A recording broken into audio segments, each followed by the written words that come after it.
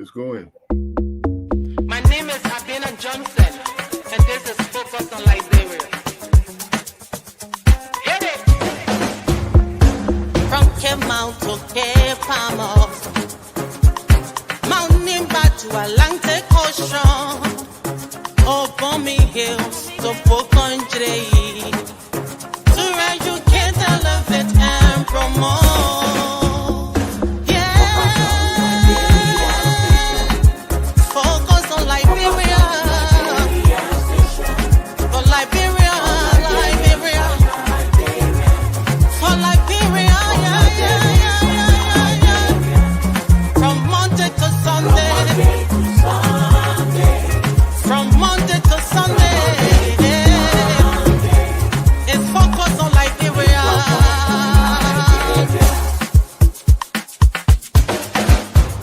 Talk about home affairs, in diaspora, current affairs, reliable information, history, talking about culture, politics, education, entertainment, business, sports, advertisement, articulation. Focus on Liberia. Focus on Liberia. Focus on Liberia. From Monday to Sunday.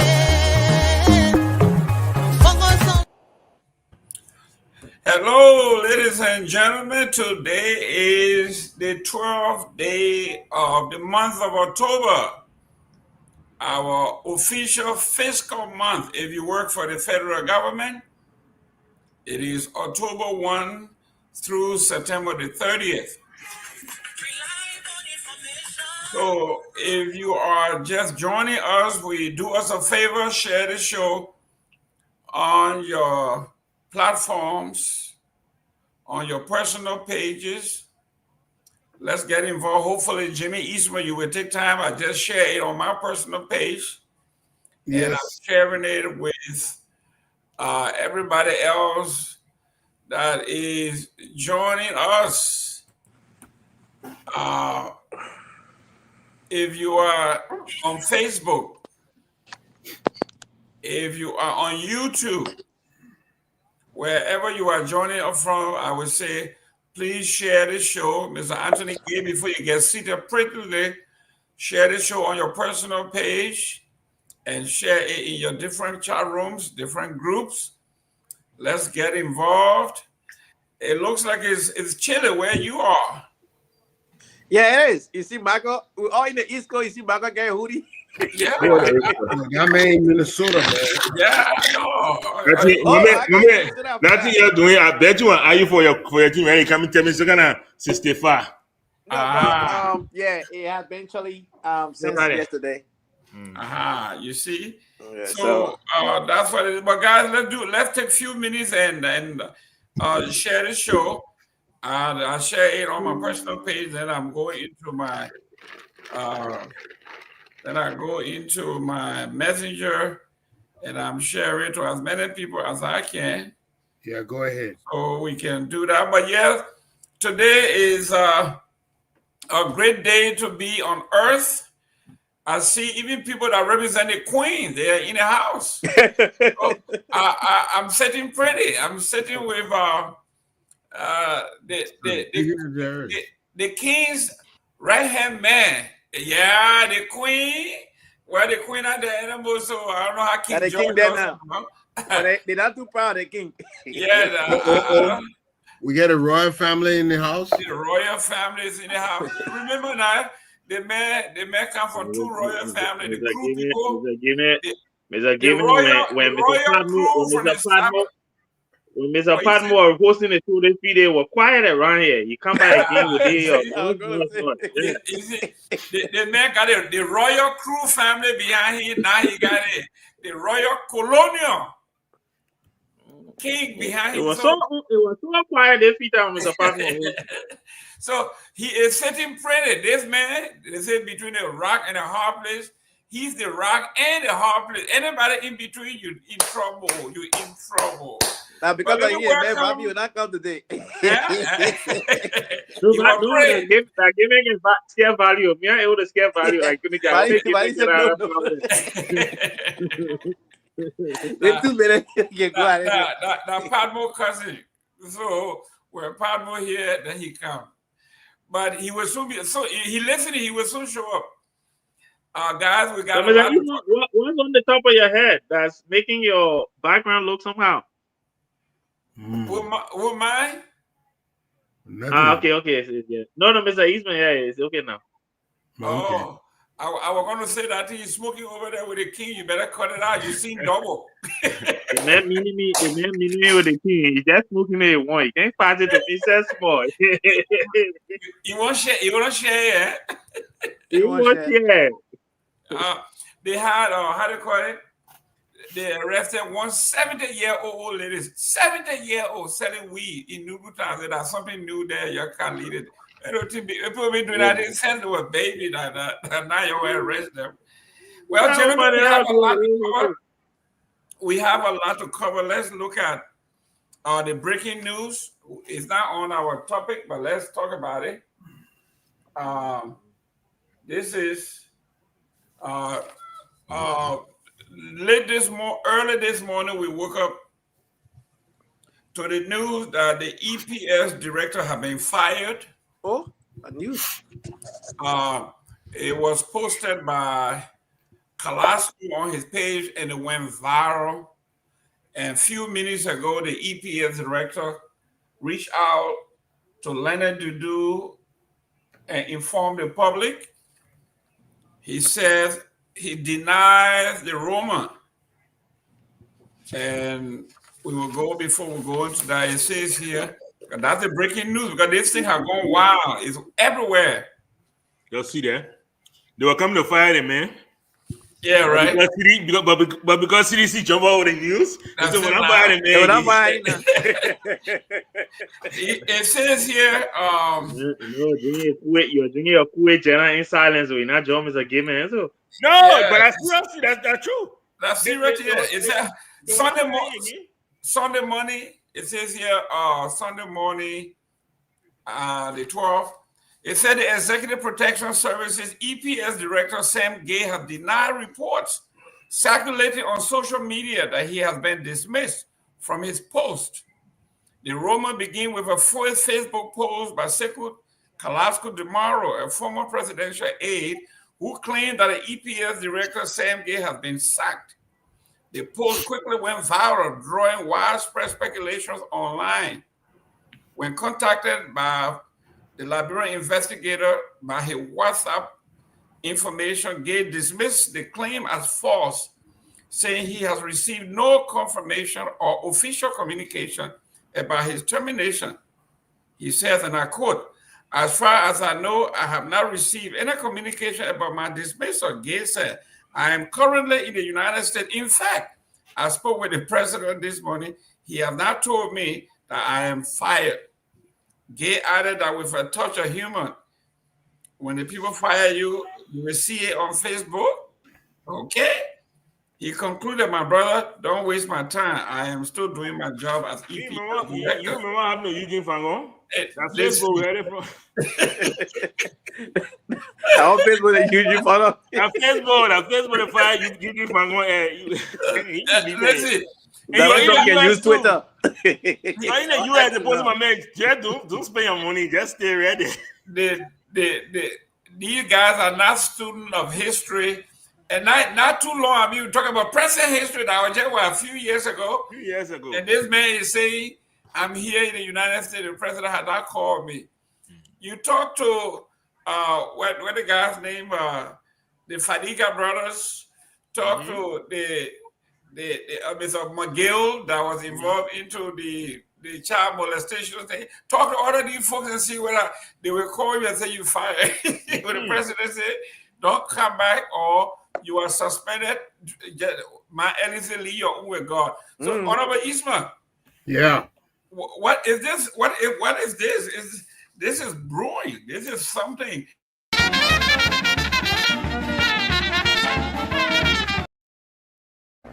In an atmosphere of democratic interaction between government and governed, a group of individuals came forth and requested permit for a demonstration on the identical issue. Government invited the individuals in an attempt to effect a meeting of the mind. True to our firm faith in democracy, the exchange was free and frank. We reiterated our assurance that the matter was continually under advisement, that we would still welcome any new suggestion, and that at the end of the day, only the supreme interest of the people would prevail in the matter. Soon we were again informed that in spite of all that had transpired, the demonstration would still proceed in total defiance of the laws of Liberia and duly constituted authority, notwithstanding the fact that they had been denied a permit.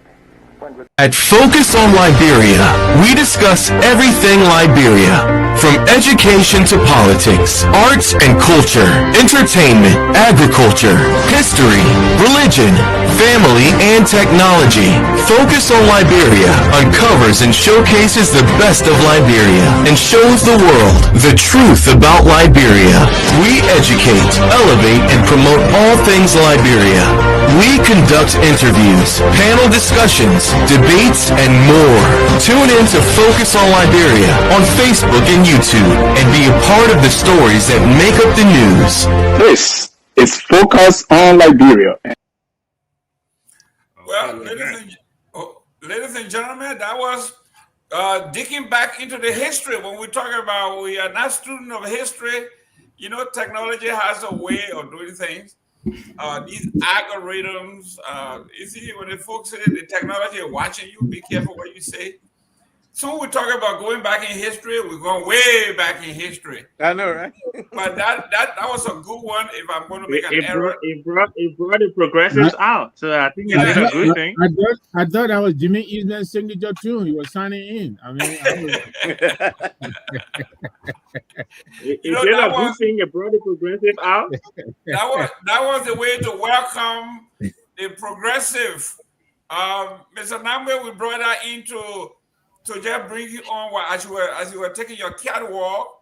The great Liberian politician Talbot was talking about Gabriel Matthews. that's right. It's going to be with you guys. Happy Sunday. Yeah, I believe these were the days after the April 14 protest. Evidently, President Talbot wasn't happy, as we have discussed several times on the show here. I mean, he was really between the rock and a hard place. And when you reflect on really the circumstances that he was faced with, you get a better and deeper appreciation of who he was. At the time, of course, it was difficult to appreciate what he was doing. A lot of us felt that, he was doing too little, too late. If you listen to Che Chipo, justice delayed is justice denied. Those are some of the feelings that were being felt in the progressive community. But, now that we know how much the TWP really was on this man's back and dealing with that, and yet facing off with the progressive community and doing what he did, I have to say he was probably the most liberal president in recent times.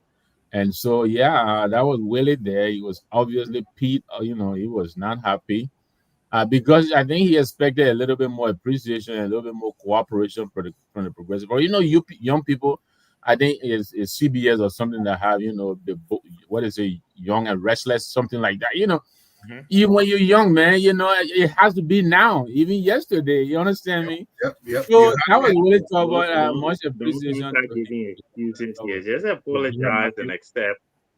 Just apologize and accept. No need for excuses. Okay, I leave that for you, Dr. Woody.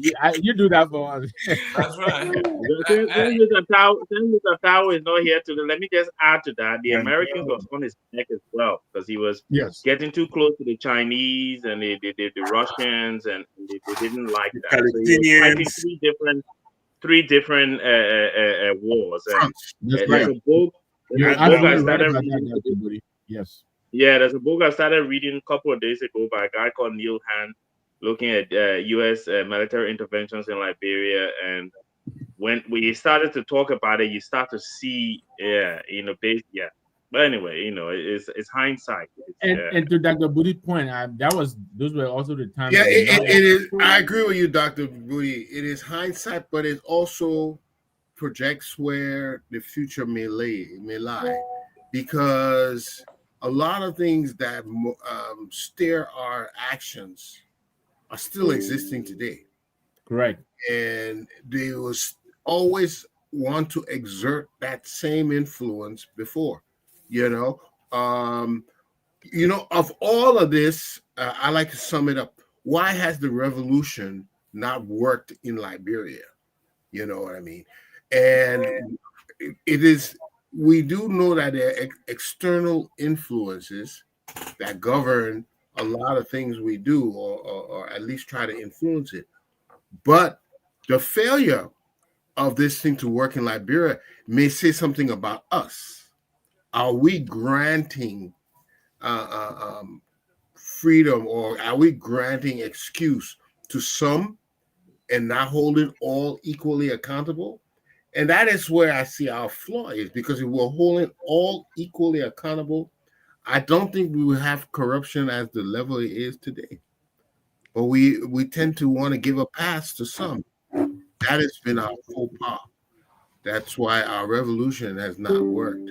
And it will not work until we administer justice fairly and equitably throughout the 43,000 square miles. Excellent. Excellent. We are going back in history real briefly before we pivot to where we are. To close that on, I think when President Talbot gave that speech, that famous speech at the UN calling for a Palestinian state, it was one of the nails in his coffin. And I said that because we are back almost, it's like 360 degrees here. Today, we are talking about the trouble in the Middle East between Israel and the Palestinians. And as we speak, I am watching it here on the big screen, where the families and friends of Israel, they are in hostages square waiting for the hostages to return. I'm also looking at the president about to take off to head to the conference in Egypt. To go see the show? Huh? I said to go steal the show, that boy. Nobody had to shine beside him. They're looking for Nobel Peace Prize everywhere. Can't find it. Listen. I said, Mr. Gibson. Yeah. I don't want for you. It's about courage and integrity. Do you see courage and integrity? Come on, Anthony, get one at a time, man. The man's on the floor. Go ahead. William Arato, has any other Liberian president called for the Palestinian state? Not to my knowledge, but I don't want to, Do you want me to answer this? What do you mean call for it? Let understand the question. Jimmy Ismail then asked me. I want to get him my Nancy do answer that ass that you asked. I mean, you know what I mean? Yo, now tell me that to Nancy do and speak that one at that. She's a legend. She's a legendary figure. I think the Weir administration briefly came close to voting against the U.S. interest and the Israeli interest, but we know what happened. President Weir was pretty upset by that, and I think that led to several heads rolling at the Liberian mission at the UN. I think we all believe here that vote was taken, and Liberia voted along with most of the African countries on that war. I believe in between Israel and the Hamas. I think that's the closest we've come to disagreeing with the U.S. on the whole Israeli question. But in recent times, I don't recall any president. But George Weah bungled that effect, that particular episode, and what happened to him, just as Tobo had rolled, his hair rolled too. He was fortunate to have saved his life. Tobo wasn't that fortunate because we are talking about almost 40 years in between. Yeah. So the fact of that matter is, it is something that deserves to be spoken about, but it takes deep thinking. Yeah.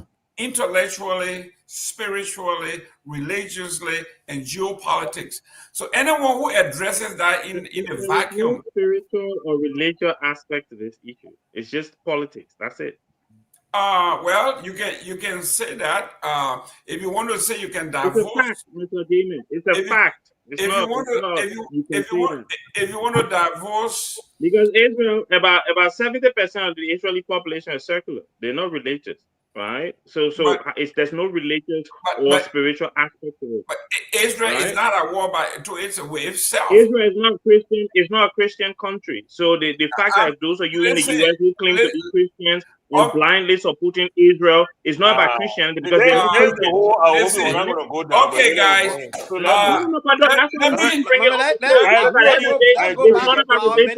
Guys, let's move on. About racism. That's what it is. It's about racism. It's about a group of people who believe they're white, killing people who are brown and think they can get away with it, and you got the white Americans supporting it. That's it. It's about race. There's no religion about it. And a couple of brown people too supporting it. Unfortunately, don't listen to this. That one black person here supporting it from Bangkok. I don't really know about no way he's talking. This man. Brother, anyway. Okay, guys, listen. Let's move on. I'm nowhere near Basa. Let me tell you that. You think the Basa people want you? If you wanted me, I would say no. You are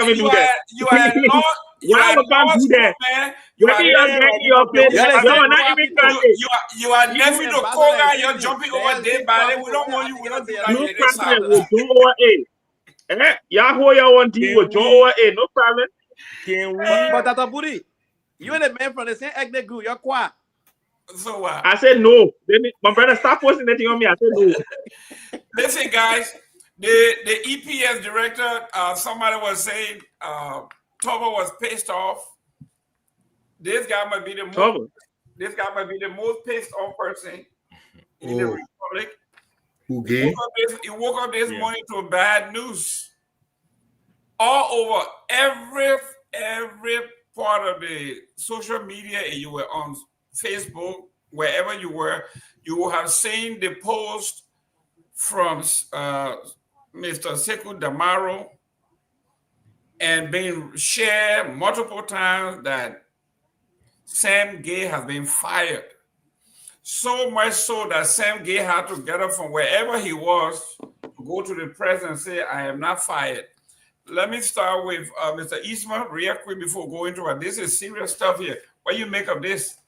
Well, it just goes to show that with the arrival of social media, we also have to be careful about what we circulate, especially if it's unverified. This is an example right here. Why was the source of this information not verified before it was carried viral? A lot of people believe in sensationalism, and I think we owe it to ourselves to, verify the information before we propagate it. But if we're just interested in passing along information, the first thing that occurred to me when I heard this news, I said, but what a man did. Because usually if someone gets fired, they would try to associate it with something. What action did he take? I haven't heard lately that his duties were, poorly performed, or somebody within the ranks of the EPS did something wrong. So I was a bit surprised to hear it, but we have to caution ourselves before we spread this news. And the way the man is in the States, I thought you had him on speed dial so we can call him up. Let's call Mr. Gay and let him give an account for what's been going on. We want him to give a chance to clear his name. So Mr. Gay, if you hear us out there, please call us up. I will post a number just now. Call us so we can give you a chance to clear out this rumor. All right. So That's what we need. Mr. Padmore, we have had this EPS director in the crosshair for a long time. All the debacles. Remember, the president went to Nimba. The motorcade stopped the people for hours. Nobody would use the road. Commerce came to a halt. Nobody could move. That was the work of the EPS. People called Nima and say, is the president, after 2 hours, the president come for had left Monrovia? They said, no, he's still here. And the country came to a standstill. And that happened several times. It was under this EPS that it decided to use additional bulletproof and these $1 million cars. It was under this EPS that they went and brought 30 or 25 new motorcycles to escort the president. I mean, you name it, just kept going and going and going and going. So here we are, the people been calling for his termination for months. And this is the power of the social media. For this man to wake up out of his bed, it means this is serious, Mr. Padmore. Well, I mean, I guess you can say that. But you know, Sam Gay ain't get no money. For them to buy, he can recommend, you know, hey, the person needs a new vehicle, he needs a bulletproof vehicle, he needs yada yada yada. But eventually it has to go up the chain. So if a vehicle is bought, you cannot divorce it from the president, you know. Nobody bought vehicle and they didn't tell the president. So the president knew, and he had the opportunity to tell and say, no, you know, the hospital and the clinics are bare of drugs. We're not going to spend $1 million, but he wanted to ride a new car, you know, and so we had that. So I mean, as incompetent as Sam Gay may have been, you know, would tie that ankle along with his to the leg of the president, because you know the buck stops with him. But I guess what I would say, you don't be surprised that this firing is taking back. You know, especially when people see the celebration that is coming from. 1 minute, is Mr. Gates known over there? No, man, Vicky. That's how your movie, brother. Why would you interrupt Mr. Padmore? Padmore in flight, and I just have. You've been on serious. You've been very on serious. Yeah, go ahead, Mr. Padmore. But I sincerely believe that even if this man was about to be fired, the fact of how the opposition has received it, especially the CDC, and how they have run with it, I would not be surprised if his firing is withheld, if it's withdrawn, and his job is secured maybe for another month or two, and he has another opportunity to save. I would not be surprised at all. This is what politics has brought to our country, that we'll keep an incompetent person, you know, just because we feel that if we go ahead and fire them and give just cause, that it will still be politically negative towards us, you know, which is a very sad thing. But that's what I sincerely believe. Dr. Booty, it looks like the opposition, especially any other opposition who have done well, but that is coming from Sekou Dumaro, in the office of George Weah. It's like you're throwing the EPS director, you're throwing him an extra lifeline. Even if I were President Waka, I wanted to fire him, I would not fire Jeff for that. Oh, I think for me personally, it's a non-story, right? Because I think there are more important things in Liberia to consider than whether or not an EPA director is going to be sacked for underperformance. I think if the president was serious about underperformance, there are many areas within his government that he could sack people from for underperformance. So the EPA director is the least of my concern, because his actions don't necessarily impact the Liberian people on a massive scale. But when you have a commissioner of police or an IG whose action has major impact on the Liberian people, who's incompetent and is still in his job, when you have ministers of finance and other ministries within the government who are doing very poorly and the president is not looking at them, then this is just like you, and I like to always tap into your expertise, like you would say, is another smoke screen. And, you know, the president just trying to say, oh, but you see, I fire somebody because the president won't perform here. You know, we've grown above that now, and we understand when these things are done. Look, the fact that Sekou came out and said it is irrelevant, right? Because again, one of the things I've always said on this show since I was invited to join is that this president is spineless. For me, if someone's doing a poor job, I don't care whether it's leaked or not, you're getting sacked. And the fact that he will now keep him on for another month or so tells me more about his spinelessness than it tells me about the fact that the information has been leaked to the public, because it should be irrelevant. If someone's not performing, you sack them. Whether it's been leaked or not is irrelevant. Let me go to Anthony Gay. This when anyway, are you related to Sam Gay? No, our family have the same name. Our family just happen to have the same name. Oh, okay. Just wanted to make sure, because you remember the old story. They say the guy went to church and he was sleeping throughout the whole sermon. When the man said, "Who all want to go to hell?" He just got up, put his hand up. Hey, look, that's where you are at this point. I didn't want you to. I didn't. No.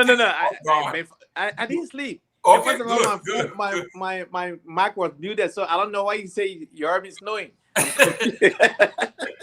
But Mr. Gay, Sam Gay came into this government. People were happy because his expertise with the United States FBI he was the drug czar in Nigeria.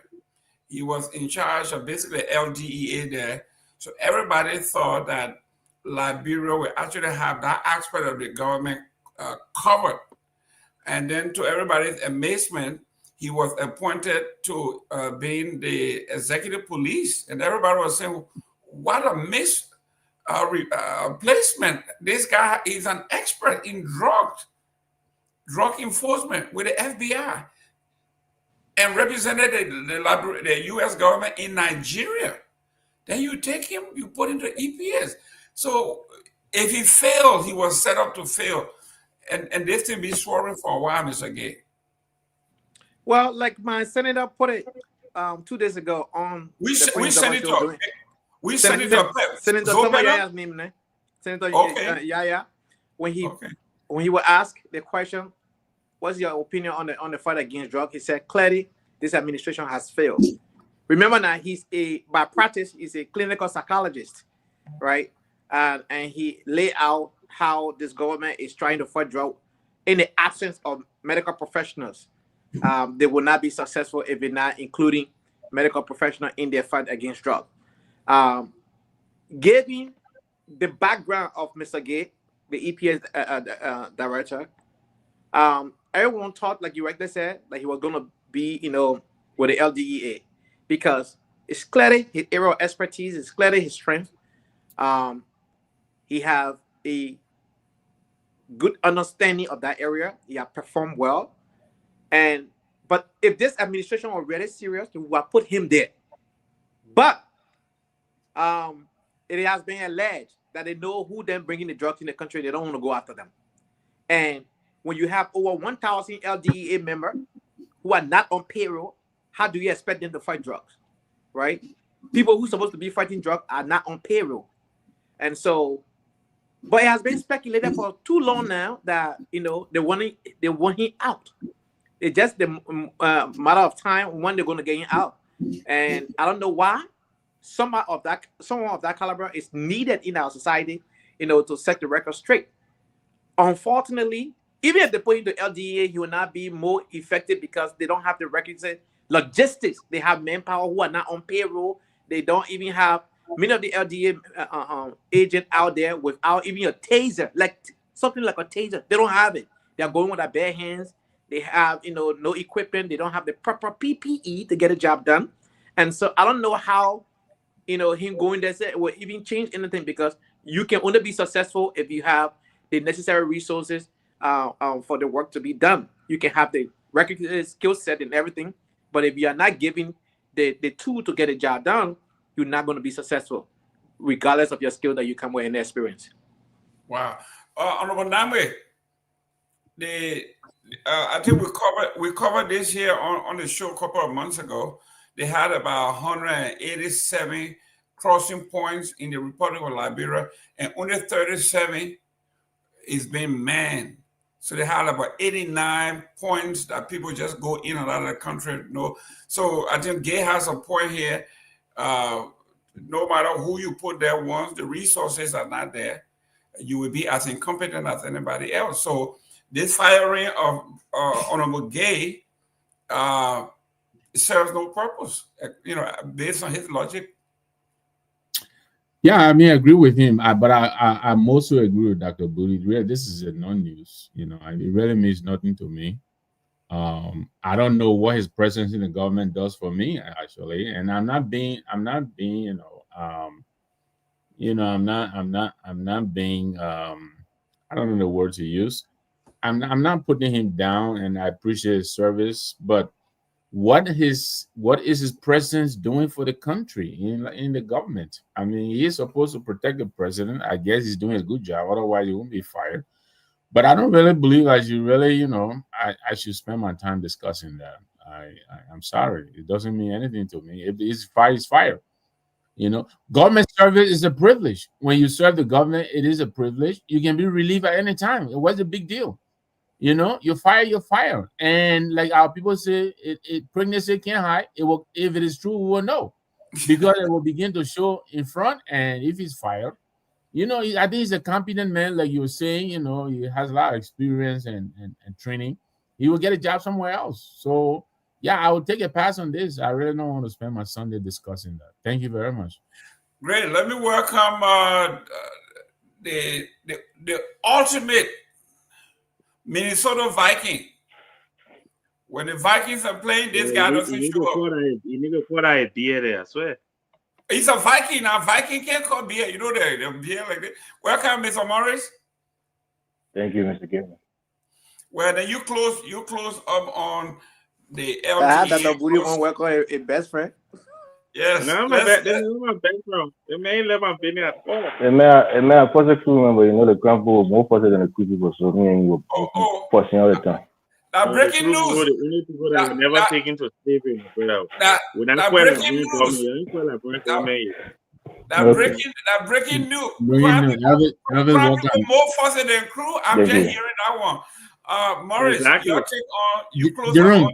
why Evans coming up? I beg you, even with the fasting, I want to talk about Dr. Pearson's attempt yesterday to make the case for Mr.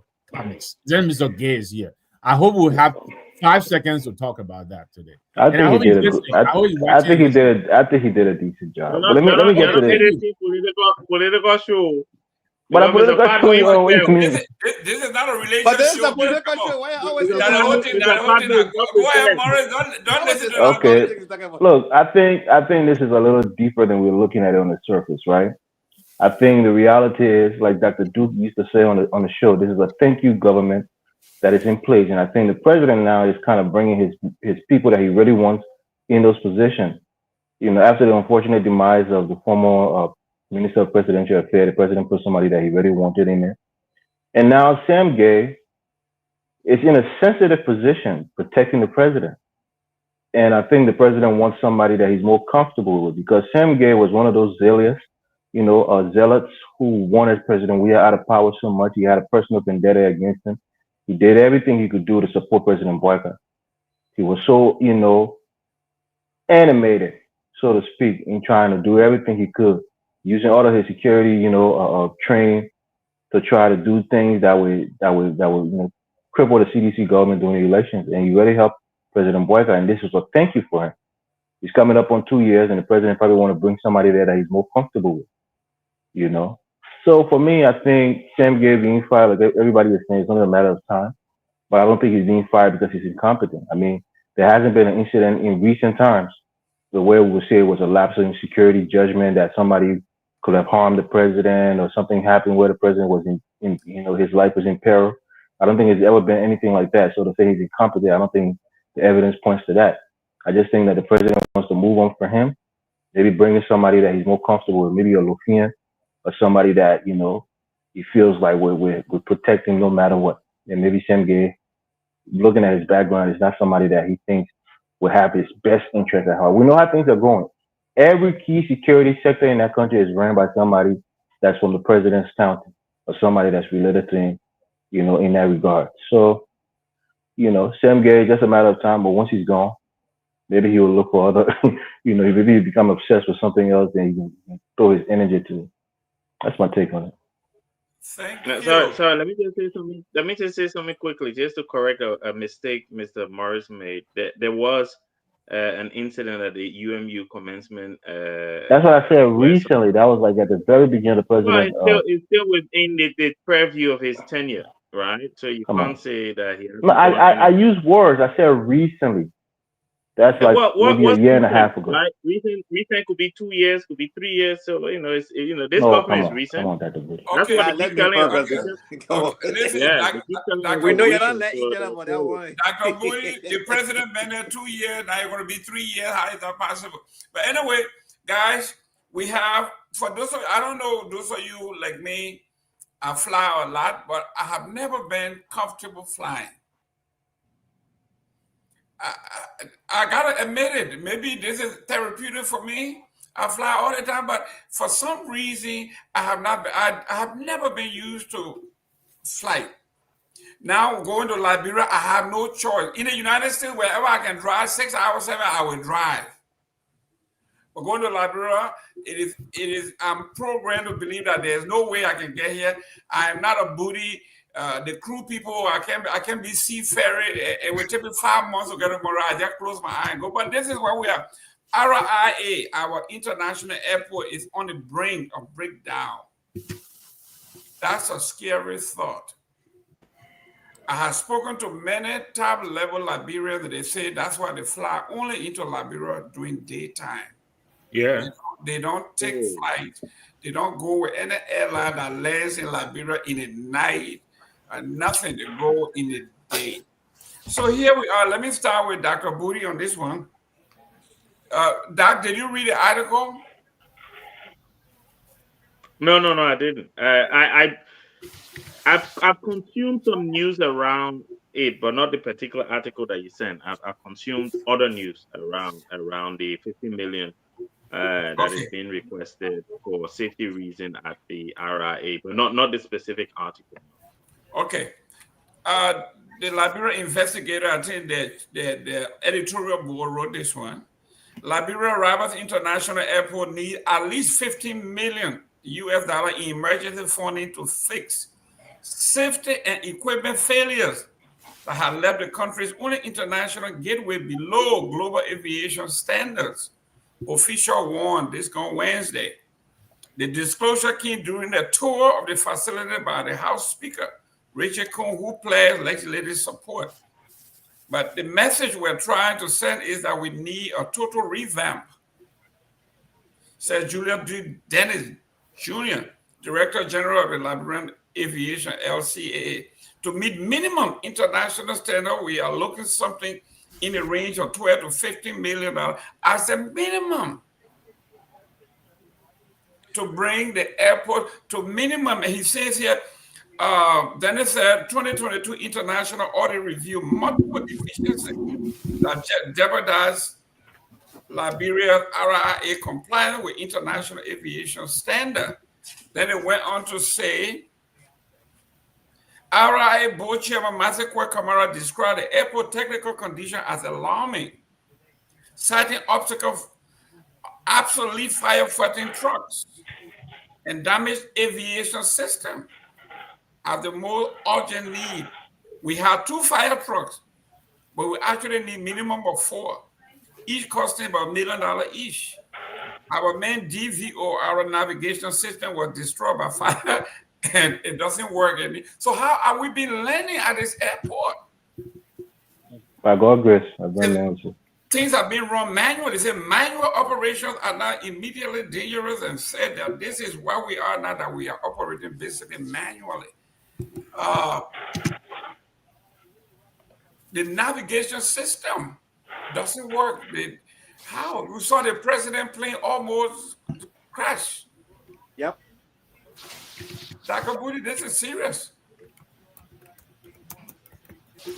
It is, it is a serious matter.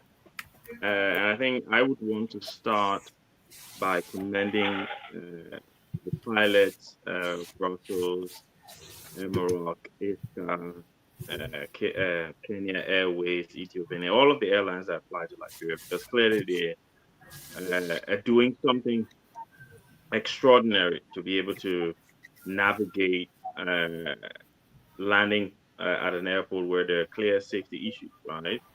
I think I would want to be fair to this government. This is not a Waka government situation or issue. This is something that has been ongoing from the previous government.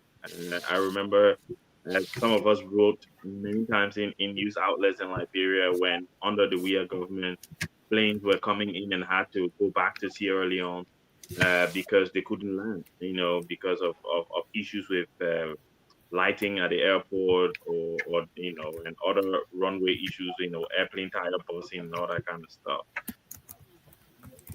Look, we have one international airport, and I believe that it is important for investment in Liberia. It is important in terms of growth, in terms of economy, for investors to be able to come into the country, right? They can't come into the country, like you said, they're not like we the crew that can use the sea. They have to fly in.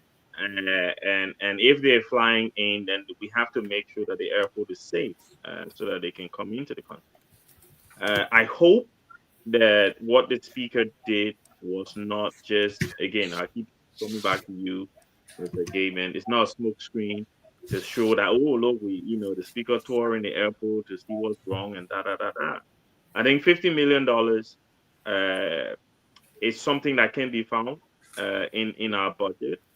I think because of how crucial it is, not just for the investors that are coming in, but for the safety of the millions and millions of Liberians that use the airport.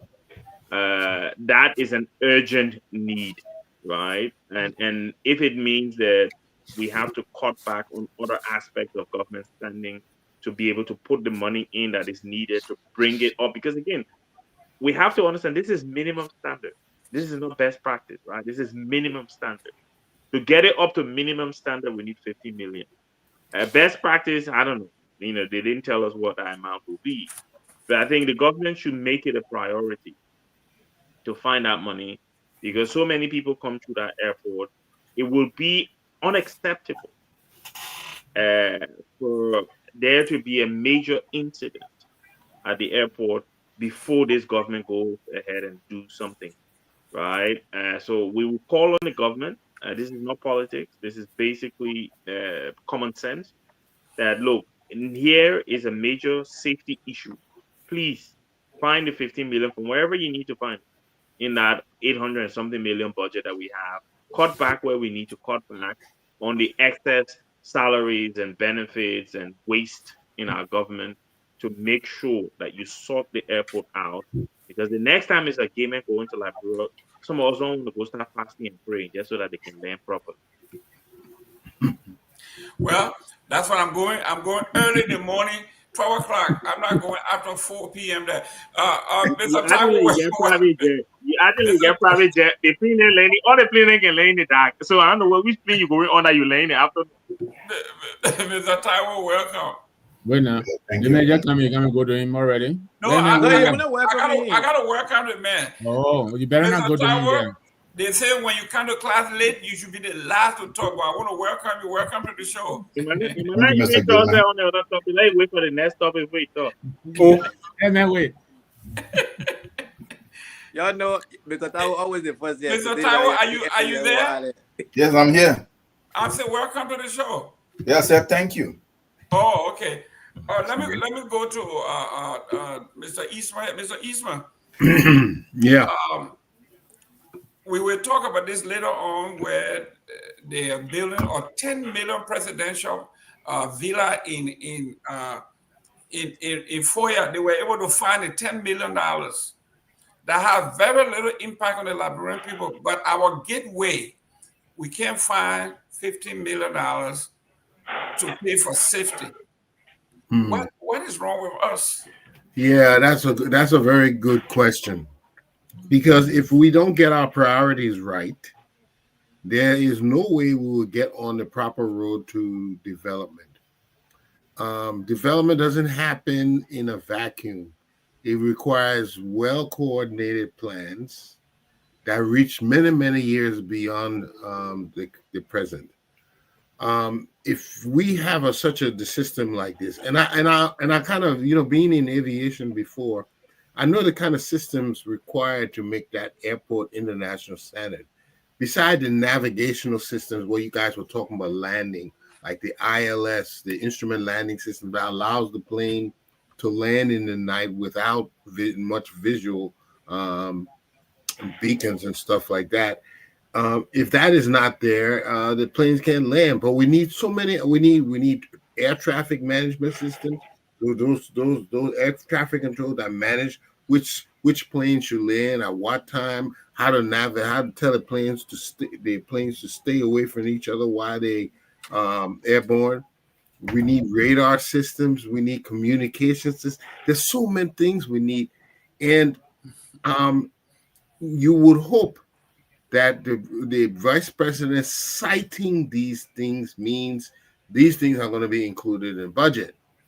But somebody cleverly said here, if this is just a political maneuver and we're going to have much of the same thing, until we start adjusting our budget to not cater to recurrent expenses, salaries, we will not get it right. Now, I don't see anything wrong with a presidential palace in Foya, given we had taken care of the things that are more important, like the hospital. We have critical issues at the JFK hospital right now. That's just not being mentioned. Do we have to have a tragedy happen before we make a move? There's so many things to cite, but again, it has to be a comprehensive plan involving several experts from several different industries and facets of Liberia, and come together with a national plan that we will follow, that will chip away with it one at a time. But until we get that, we're just going to be doing ad hoc things that will not have a lasting effect on our economy. So what I would like to see as they cite these things, I would like to see them coming up with a national plan that we can follow. Now, we understand there's an agenda, an arrest agenda. But how far does this agenda go? They mention certain areas they want to attack, but that's not a plan.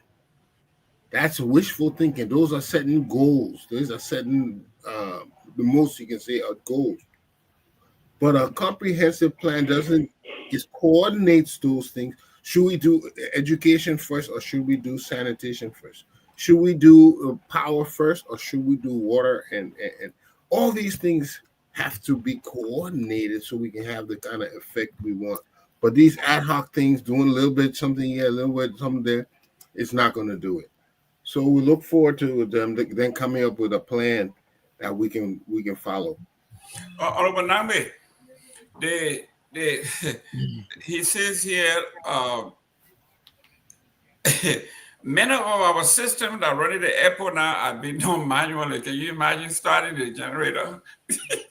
the airplane company started the generator. I mean, our airport, the international airport, it is being run basically manually. We had, for the previous administration, they had a tire. I mean, the plane came in and the tire burned. They said there were debris on the road. I don't know whether it was the previous or this administration. And these people came. They said the previous administration was they were incompetent. You'll bring us in and we would do all this. And when they came in, you saw what they did. They brought generators. They have press conferences that we offer business. Then everything went apart. They said the bird came and it was the bird fault, and we had a whole thing. Your take on this one is no joke. That doing things manually, I kind of had a personal experience. I think maybe a year or so, my son, my wife, and I were in Monrovia, and we were we missed the sky.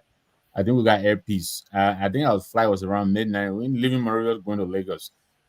We got to the airport, I think about 11:45 or so. The whole place was dark. They had shut down the place.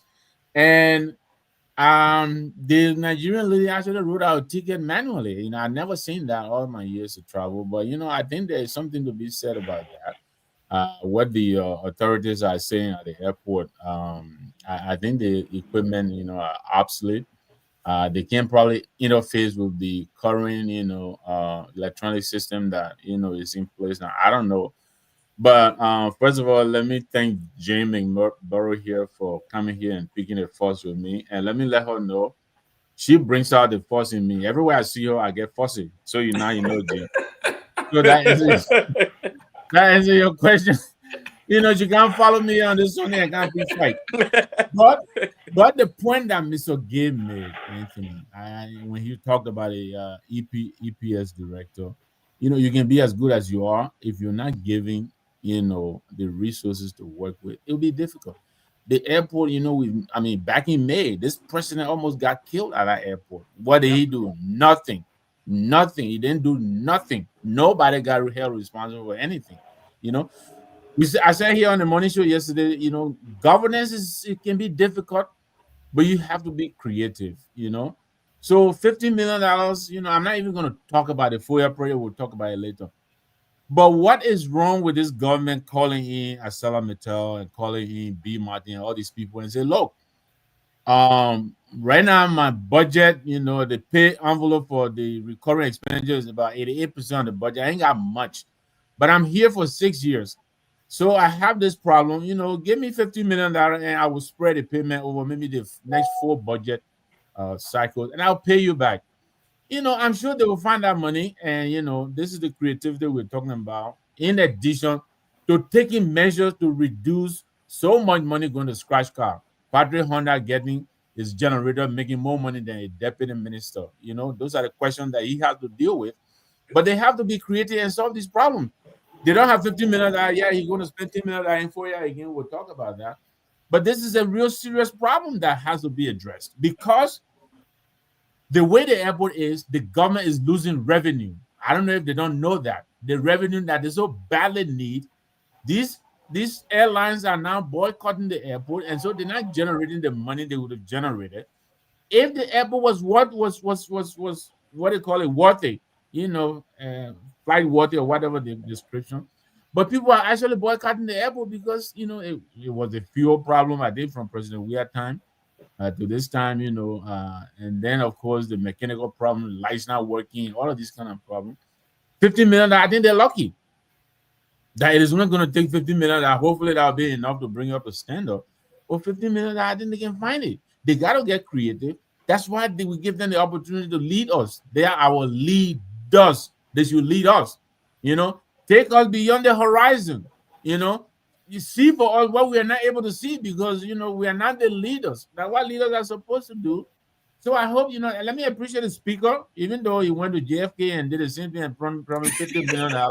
I don't know what has happened to that, but at least he's going around and flagging these problems. I think that's good for him. I hope they will follow up and do something about it. I'm waiting to see how they intend to deal with this. And I appreciate Julius. I know Julius very well. He's been with the airport like forever. He knows what he's talking about. The other gentleman, Camara, I don't know very well. But if they give them a price tag of $50 million, I think that's chicken change. They're lucky. They should find that money and fix the airport. They should find the money and fix it. It will help them in the long run. They will get more money coming into the government. I'll leave it there. Thank you. Let me go to Morris. Elvis, we have here the president. This is why when we talk, folks say, you beat up on the government all the time. But this president went to Grand Bassa, my hometown, and told us at the beginning of the year that China gave us $3.5 billion. We're going to build oil refinery and all that stuff. And nothing. Now, here we are. We are talking about the safety. We're not talking about anything. This morning I got up, there was this man they call Anthony Kessley showing photos of development. He said they are building electronic billboards around Monrovia to get information and all of that. Electronic billboards. He put a big one. Say when you walk in Monrovia, if the president do anything, you will see it on the board. So when you talk about priorities being all messed up, here we have an airport that has the propensity to destroy every one of us at some point on a risk. They are focusing on investing in electronic billboard around the country. All right. Look, thank you, Mr. Gibbon. I think the reality, I would kind of pick it back off what Mr. Lambert said, right? And that the president should fire Double Jala. He should fire him with immediate effect.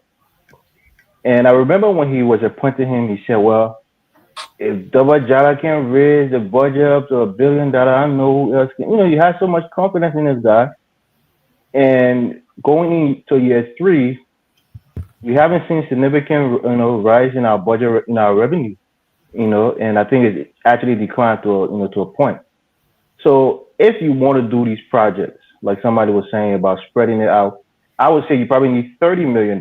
You can give them the first 15, and then do a 7.5 in the next 2 years, so you can spread it out over 3 years, and then maybe look for a consultancy firm, if not just outright outsourcing the running of the airport to a firm.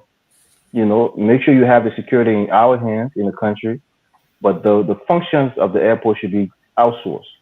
And then maybe we can train people in those technical areas, go to school and get the required, education, and come back and run it ourselves. But this is another gateway to our country.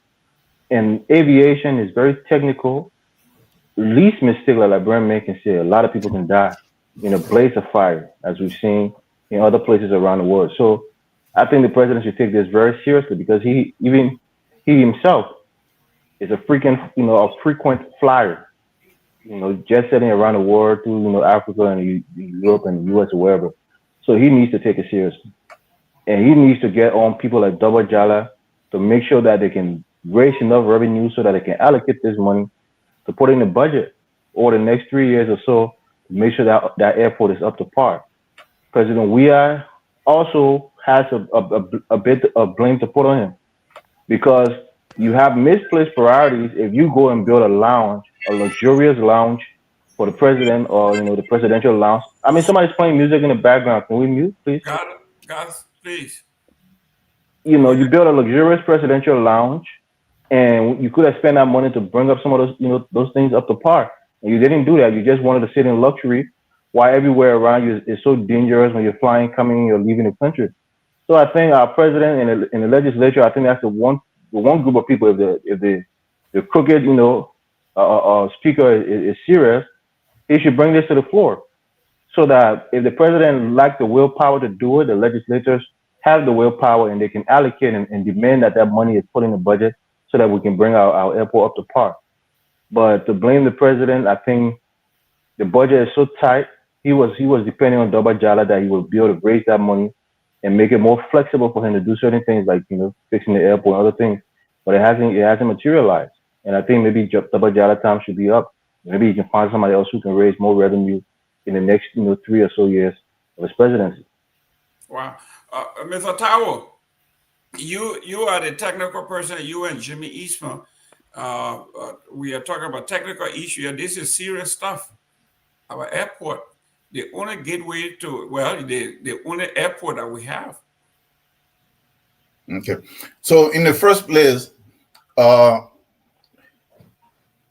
what criteria did the so-called representative, whoever used for them to come up with this particular stuff? This guy have no technical capability or insight. He walks around with some stolen shoes and stolen clothes on, based on like money. At the airport, he go and then he issues something. So and this is the problem that we have in Liberia. The corruption is there, but the stability is also there. If you have problem at the airport, is there some crooked representative that's supposed to, a senator or even vice president, not even the president himself?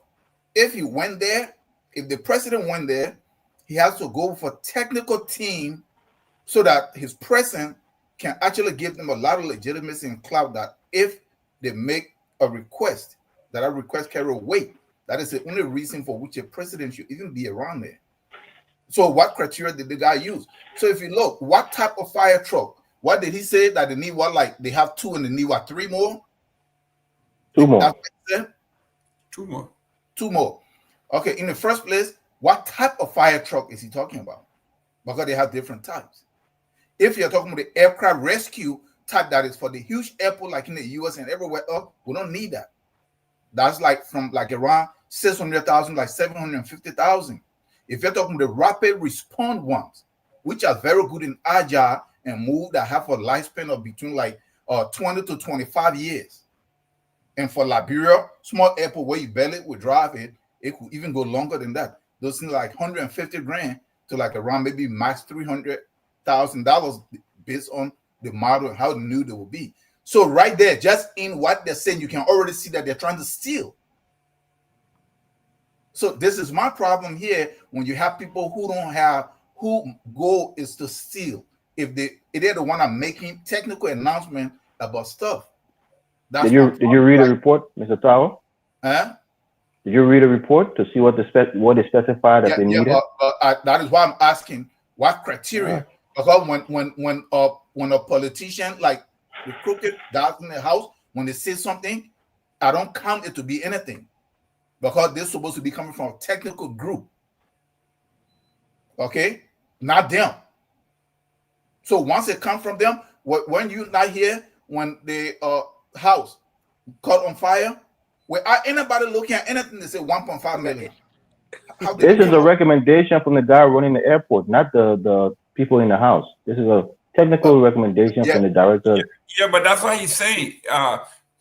Because while he was talking, I was doing the research myself through the Miami International Airport, and those rescue trucks cost between 150. So they're already trying to steal. 150,000 all the way up. Yes. So they're already trying to steal, Morris. Mr. Morris, they're already trying to steal once the politicians start making announcements. That is the whole thing. They're looking, all the money they're looting already in the house is not enough. They're looking to attach themselves to everywhere else. This is why they should stay out of the way. This is why my problem with the so-called representing senators, it is not for them to build bridges or build no house or do anything. Their goal is to put together policies that make the country run smoothly. So when I see, because this stuff right here, when I see ability building a bridge somewhere, look there where it says that it's supposed to build a bridge. When you see this guy telling you, no, that is not their area.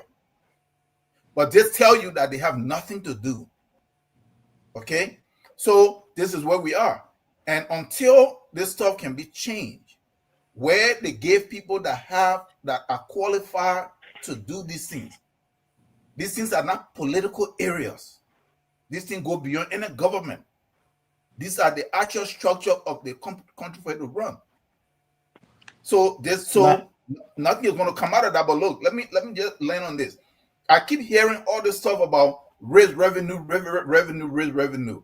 I think we are stuck in the Western setup, because in America, in as much as they have their own corruption, when they raise the revenue, or whether in Britain or somewhere else, or where things are working, they use that money at least for that purpose. Liberia problem is not to raise more revenue, Mr. Morris. Please get this. Liberia problem is small group of people eating all the money. If you raise $3 billion, the guys over there will get, each of them will be getting $1 million each for each representative. So the issue, there is money there. They shouldn't go look for no. So when you talk about raise revenue, remember, they have to go after the people, the population that the government provide nothing for, that the government put only 1% or 2% to serve the public, when 98% also is being eaten up by them. You are telling them they should go after the same people, to harass them in their homes, to tax them all over the place. I have cousins and stuff that are in Johnsonville in red light. They just sell in a little store. They have so-called tax army running around and closing their stores because they would just come and bring a bill that they did some number that or shop this size in this dimension supposed to pay $250. How they coming up with it? This is why you're talking about raising more revenue. No, that is not what we're supposed to be doing. If they want to raise more revenue, what they're supposed to do? cut all that nonsense of salaries and benefits, put it back into the country, take over the port again, take over LPRC, not LPRC, but LEC then that they privatized. Do you know how much money, wealth these APM terminal extracting out of Liberia? Look at that port. What improvement have they made? Nothing. Take over those infrastructure again so that make them work and generate income. This idea about privatizing or calling some consulting, we need to get out of that. We need to train our people. If common stuff like running airport, that we have to go be looking for consulting in this one, the country is going to go nowhere. It's going. These are 10,000 year or more of stuff, man, to run an airport. It doesn't take anything. So if we're going to privatize everything, then what is the government there? Because the question, they will say the government cannot manage anything. If a government that cannot manage airport, why is the government trying to manage the country? Mr. Give me 10 seconds, please. I will rest on this. We too plenty here for the 10-second thing, man. Thank you, Mr. Gilman. I will not take I will rest on this. I told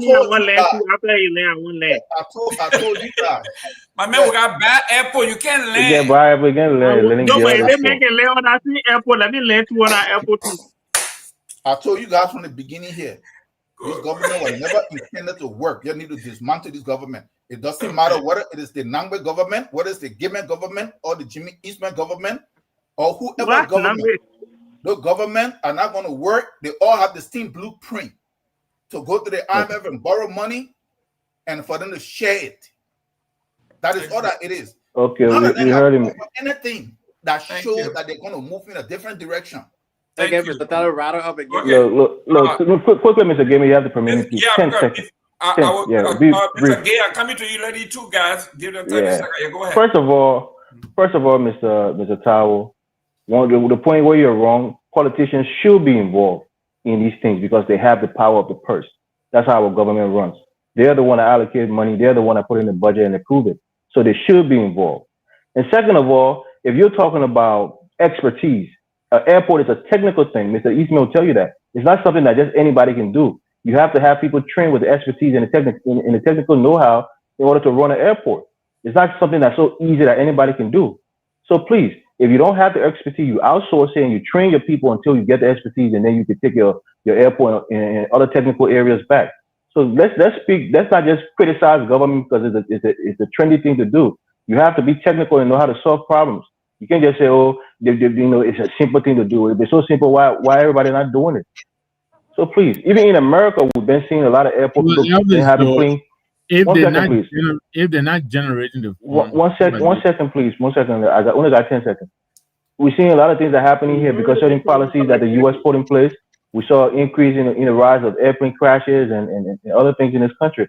It's a technical job, and you have to have the training and the allocation of resources to run those airports. We're not doing that, so it's not so easy for us. Thank you, Mr. Gilman. Mr. Booty. I think I don't want to hang you up there. You got to land. They got I'll be quicker than this man here because he already now put a lot of rubbles on the airport while he landed Jenna. Yeah.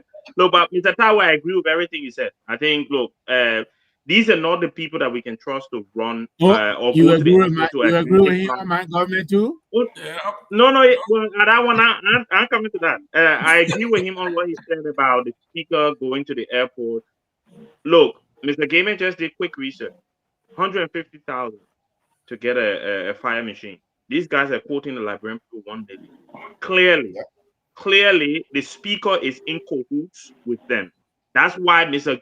Tao is saying he should not be there. Because if you're going there and you are coming out and charging us almost 7 times what the value of one thing is, clearly you're getting your cut from it. That's the point that he was trying to make that I want to emphasize. Secondly, and I will land on that, shut up, the government has put a budget of 800 million forward.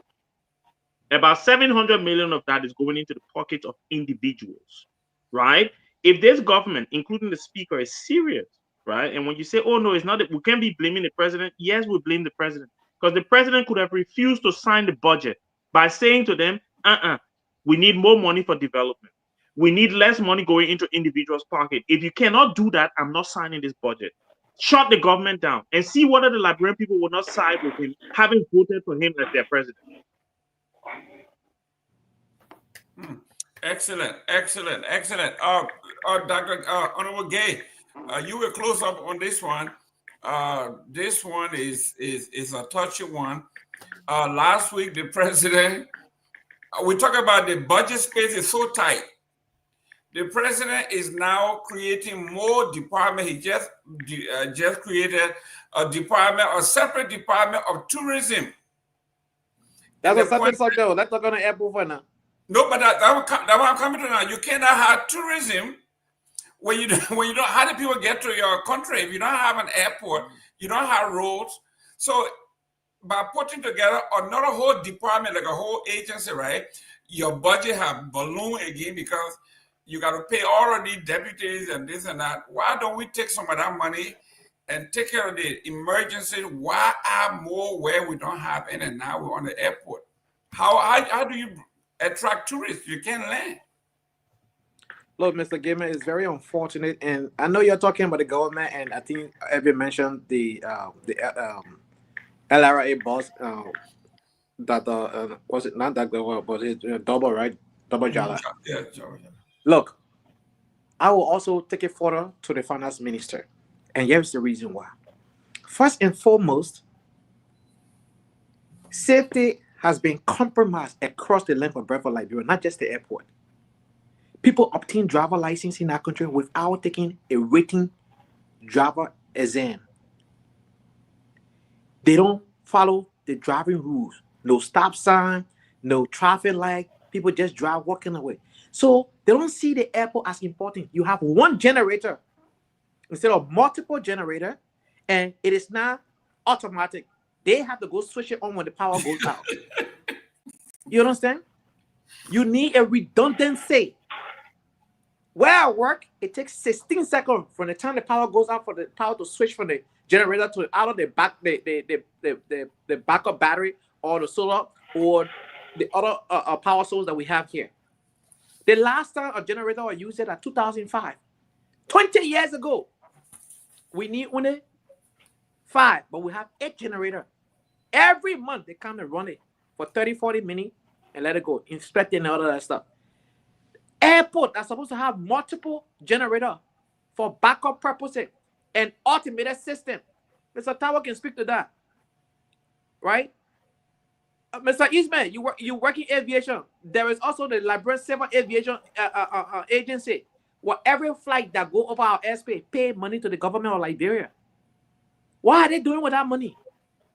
Every ticket you purchase, RIA has a share in it. Every single ticket. So the airport that's supposed to be a revenue generating arm of the government has become a dependent of the government.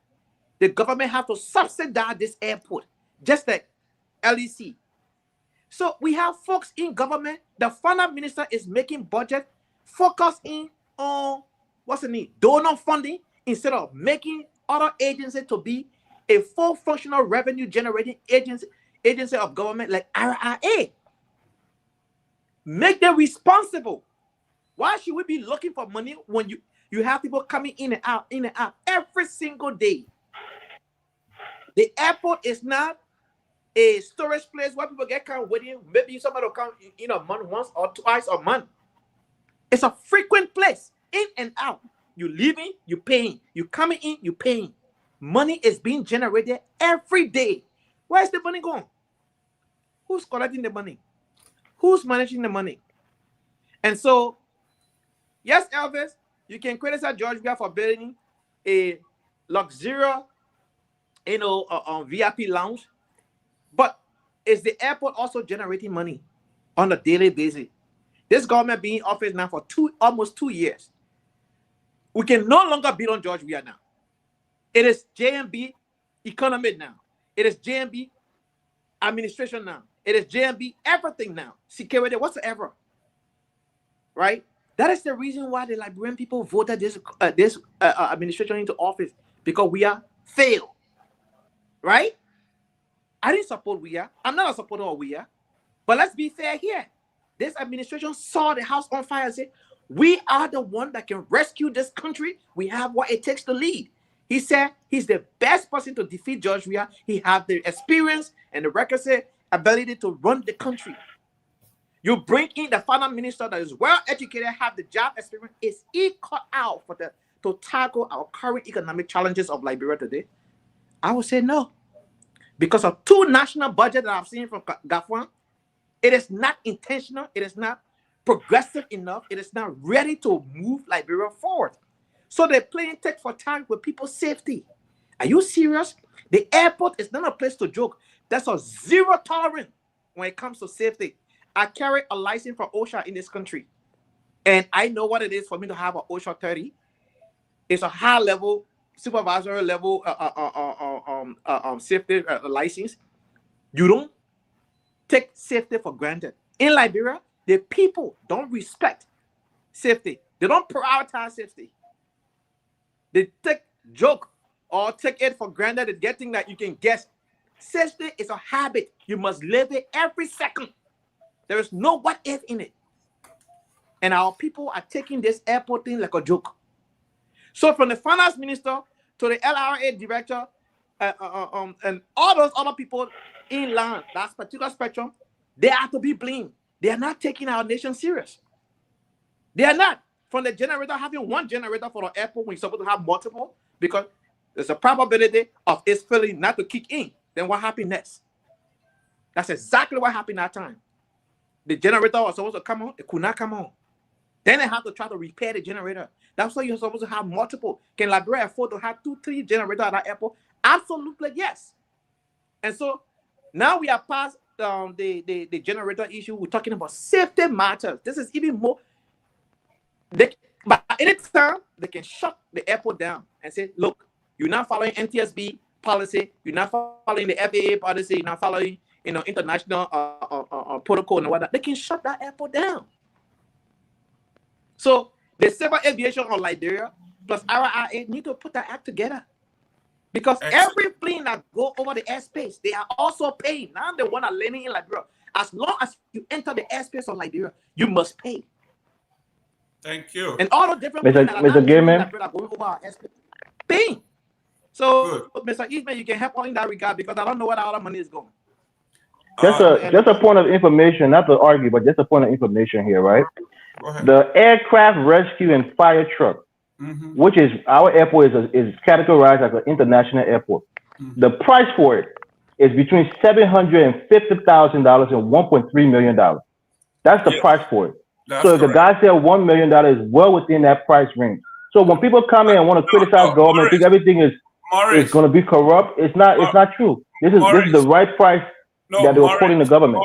Maurice, when you look at that, in the 1.something million, that's for JFK, the major airport, not for small airport like the the way to do it, Mr. Gamer, is based on the size of the airplane that's coming there, because these fire trucks have tankers. They have a tank capacity. So to put out the fire on a big aircraft, you need a big tank that can hold the fire repellent, right? So the point here is this was not out of bounds.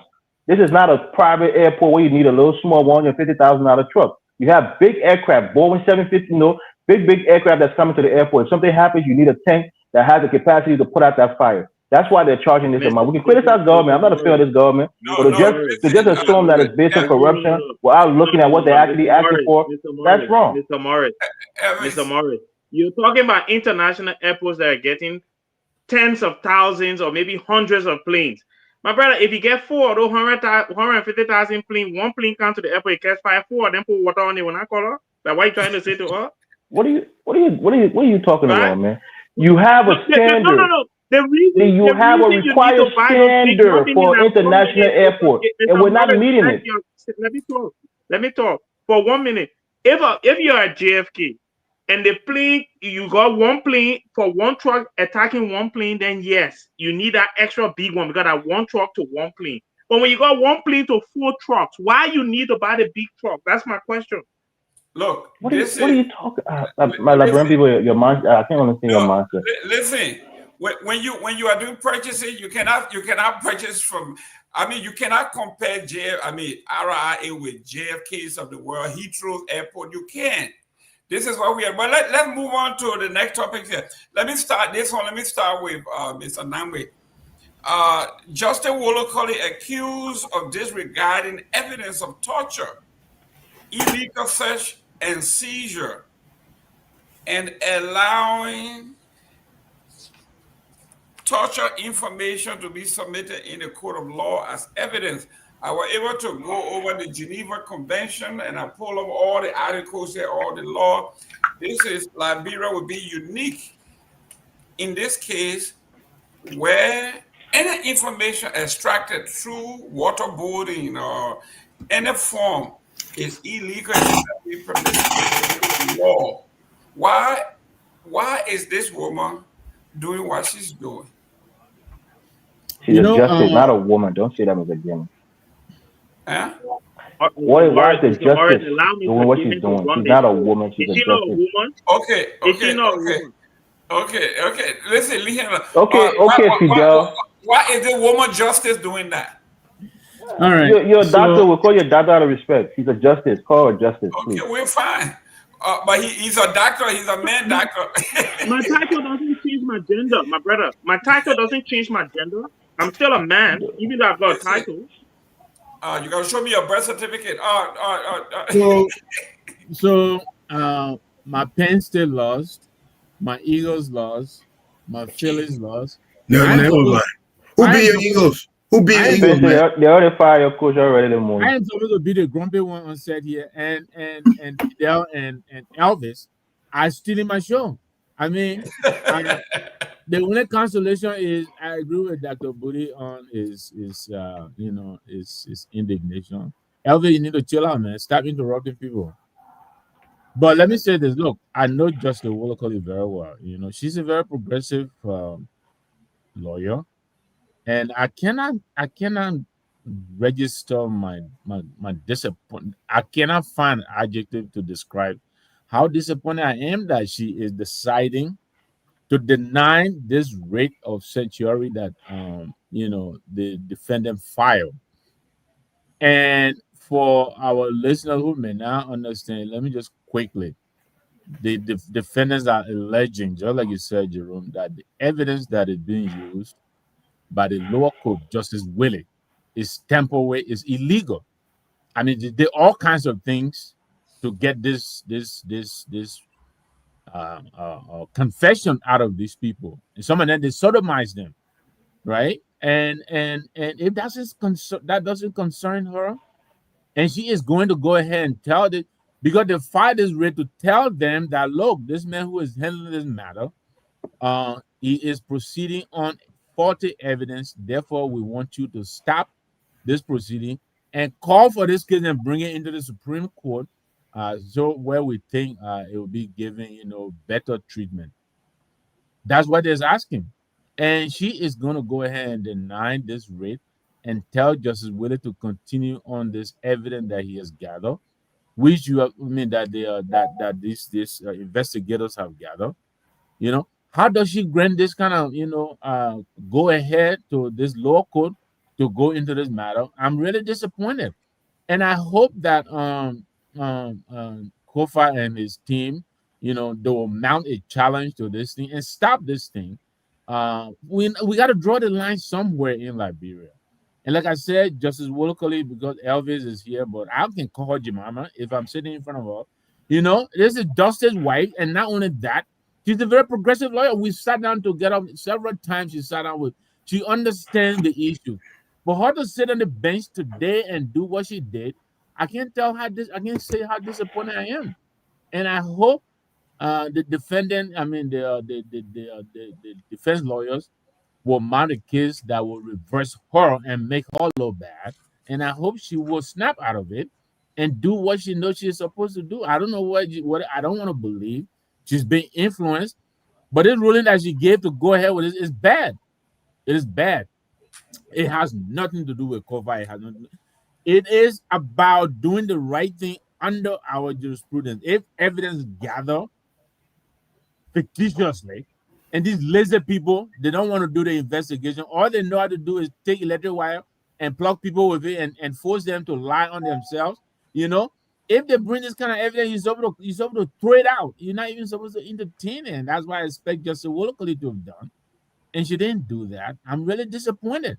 And I hope, again, like I said, these lawyers will challenge her and reverse her and let them proceed with this matter. If these guys are found guilty on the merit of the evidence gathered legally, yeah, then they're guilty. But if you're going to start the investigation on this kind of evidence that they're presenting, why? From the onset, you've already, it case already prejudiced. You already you're tilting the scale against them. And I don't expect her to be the kind of justice who will render this kind of decision.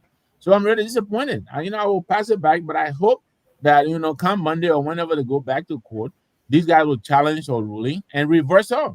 She needs to be reversed. Honorable Eastman, we have here have the stuff here from the Geneva Convention, International Humanitarian Law. It says the Geneva Conventions of 1949 and the additional protocols of June 8, 1977 contain provisions that absolutely prohibit torture and other cruel, inhumane treatment to extract information for people to prejudice themselves. And it says here, for example, torture is prohibited, Article 3, and it went the United States, Africa, Europe, Asia, basically every country in the world agree that these things should not happen. Even setting boundaries for criminal law, even in war. What is Liberia trying to be like the first of everything? Why nothing good news come out of this? What's going on? Yeah, man. I started the show. I tried to say something. It is because we love to give some people a pass. How can we be true revolutionaries? And J. Victor, this is why you don't see me advocate, because I don't see people who stick to the guns fair all aboard. Okay, and I used to talk with Dustin all the time back in the day, way back. Can you imagine today that his wife is advocating using evidence that was obtained through torture? How can we allow this sort of thing? We have to be very, very careful that Liberia does not come under scrutiny of the UN Convention Against Torture, because they're just what Victor was talking about. They are laws to, protecting human rights. Then beside that, there are even moral and ethical reasons why we don't do it. What are we hoping to gain when we allow unreliable and inadmissible evidence in court? Okay? Are you trying to tell us, more or less, that we have a corrupt justice system? That's the message you are sending when you allow this sort of thing, that you were incapable of finding evidence in the right way, so you did it any way you could. In other words, you have a corrupt judicial system. That's what the message we are sending everybody. I think what the president should do, because he has to be able to override the misguided counseling and actions of certain people in his government, because it would taint his government. I think he needs to look into it and see that because of this decision has been made, and this decision does not appear to be a healthy decision and in conformity with the arrest agenda, have the decision reversed and have the judge removed, because you cannot allow this sort of decision, this sort of action to taint the whole reputation of your administration. I remember when she was on board with the rescue team when they were campaigning vigorously, but the method that was used to obtain evidence got nothing to do with the politics of the day. It has everything to do with the failure to obtain evidence in the right way, and for our dispensation, our fragile system, our fragile democracy, We need to start straightening these things out. It was not passed. Not because it's your uncle now who will let it pass, or it's your nephew or your friend now who will let it pass. The same justice that was administered to people before has to be the same justice we administer to everyone. And if we don't get on board, this is for all Liberians. If we don't get on board with this ethical morality, this way, this belief system, that all must be held to the same level of accountability, we cannot progress, because this is fundamental for our progress. We'll always do this, and tomorrow will be prejudice against somebody else, or bias against some person. Only way to eliminate this bias is, no matter who it is, this justice has to be blind. No matter who it is, just how we decided before is how we decide today. You can be the best, the highest element of our movement, but if you're wrong, you're wrong. And until that is established, we're going nowhere. Let me go to Mr. Tower. Mr. Tower, it says here the court's move has been described by defense lawyers, civil society groups, and legal analysts as a stunning dismissal of verified evidence of torture, unlawful search and seizure, and the potential violation of the Liberian Constitution and international human rights laws and our obligation to those international laws. Mr. Tower, I don't know why else to add. This is the Liberia you have. Yeah, I look at this too as which international laws are we quoting? The UN Convention of 1984, that's one. 77. The Universal Declaration of Human Rights, Article 5, that's another one. The International Covenant on Civil and Political Rights, Article 7. Those are the three I can give you. I got it all here. And how is that applicable? Like, is it applicable to certain people, not to certain people? Torture. To certain nations and not to certain applicable to Look at what happened here. Let me say this. Other than what is happening in Liberia, because we are caught up into all the internationalism and all of this stuff. But if we want to look at it that way, then like father, like son. Liberia is America's stepchild, right? You forgot about Abu Ghraib, electrocution from the genitals. That's passing blame. No, you won't pass blame on someone else. No, I'm not passing blame. I'm making a point. It's not about blame. You know about Guantanamo, torture, waterboarding. They were not on the United States soil. It was not on our soil. Those were military stuff. No. International. It's the same way. They have the same convention talk about how you treat. If you're trying to extract information through torture, it's the same. It's the same. The reason I'm saying this is not that the Liberian situation should go that way, but it's the fact that we cannot have an African discussion with an African solution, but we always pull in other people. The point I'm making here is that when we come here to have these discussions, if we are not versed within our own African context, it is our duty for us to go and learn. Leave out other people. Because this is the issue. Let us have these discussions solely in the African context. Now, if it is wrong, we correct it.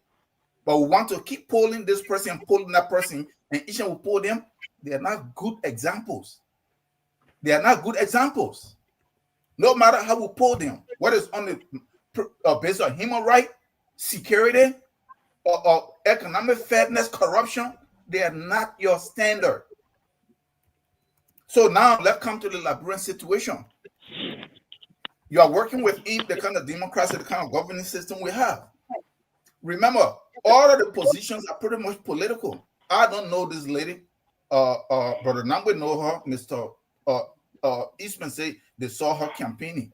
Guess what? She campaigned with his party. So instead of her committing to the law of the land, guess what? And she's not the first. She commit to the candidate that is in office. And that is what is happening. So if this particular person... No, how do you feel about it? Don't tell her what is happening. Tell her what you think about what's happening. Yeah, but I'm making the point. Okay. Don't get all riled. I'm not mentioning abilities. I'm not riled up. The listeners are riled up. They're asking you to explain. Yeah. So I'm saying that the reason that she's doing this because they commit to the political parties that is in power that they align with. If it was somebody that George Weah put there, you will find all kinds of resistance.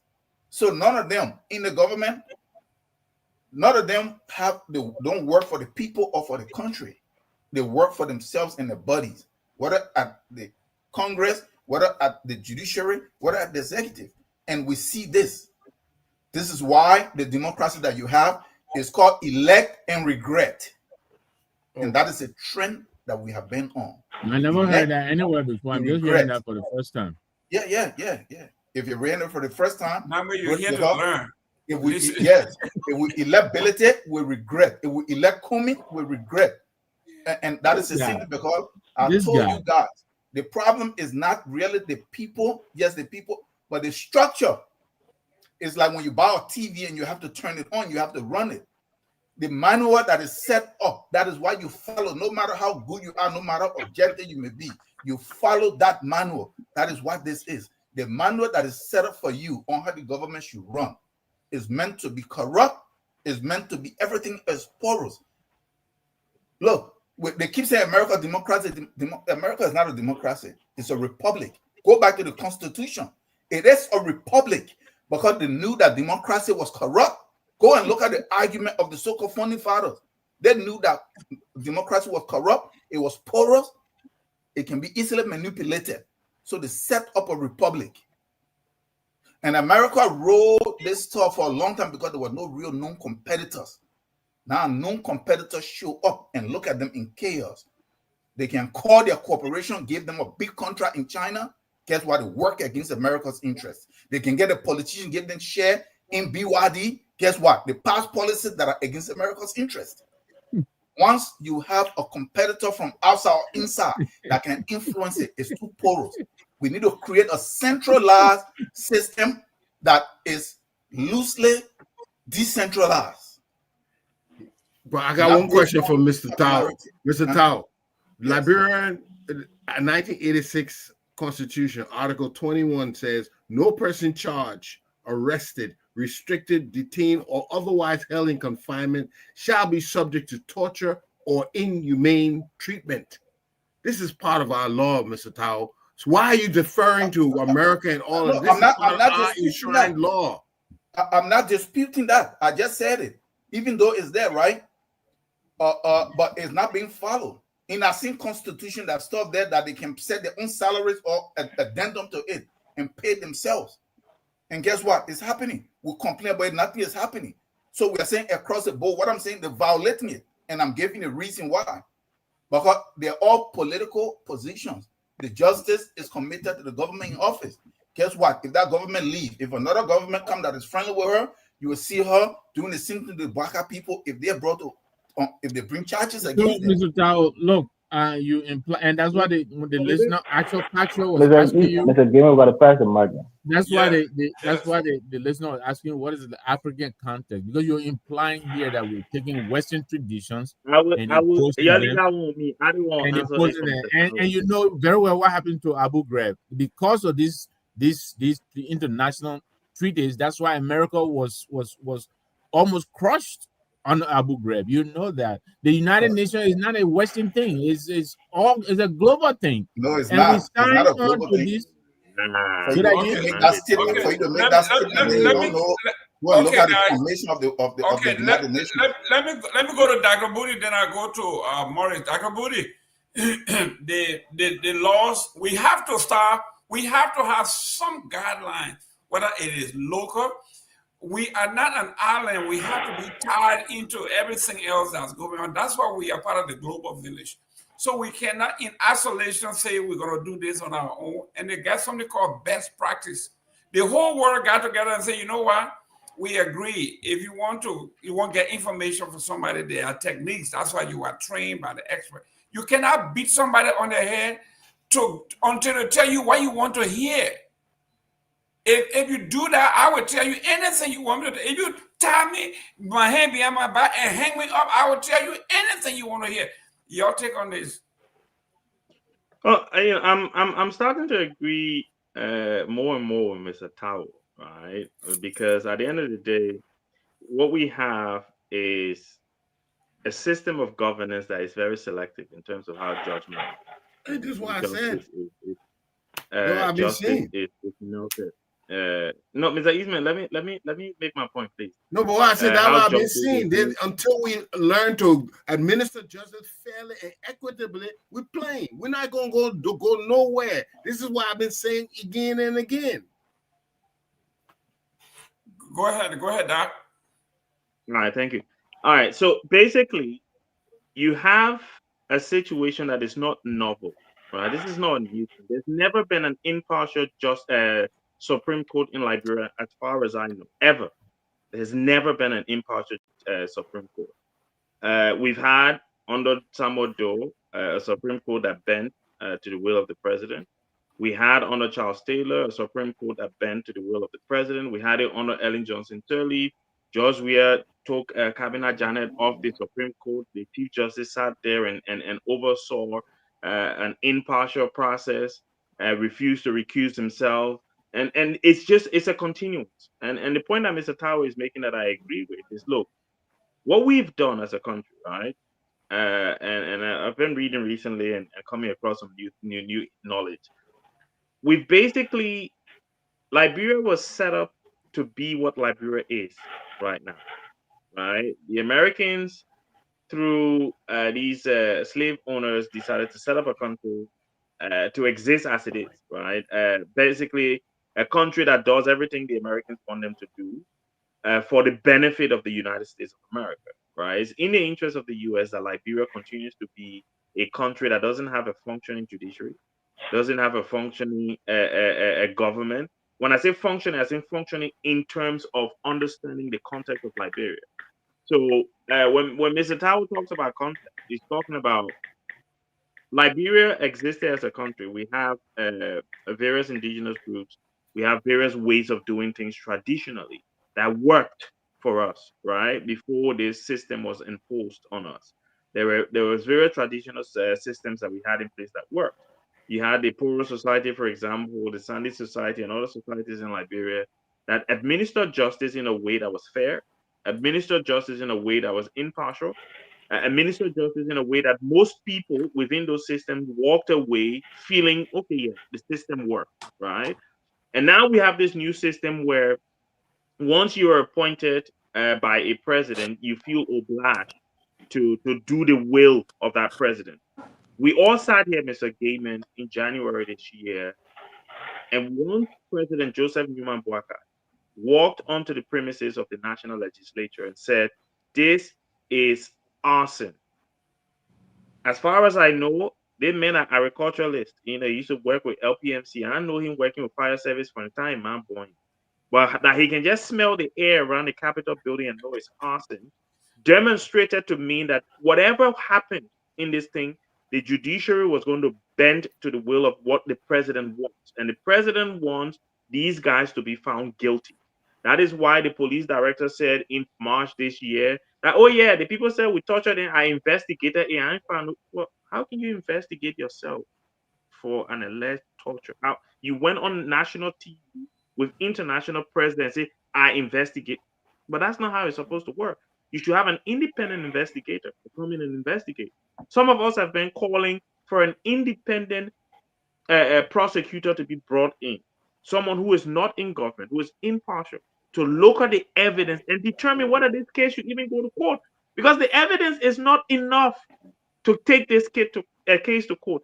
Now you have, and Mr. Morris talked about experts, right? When we were talking about the RIA.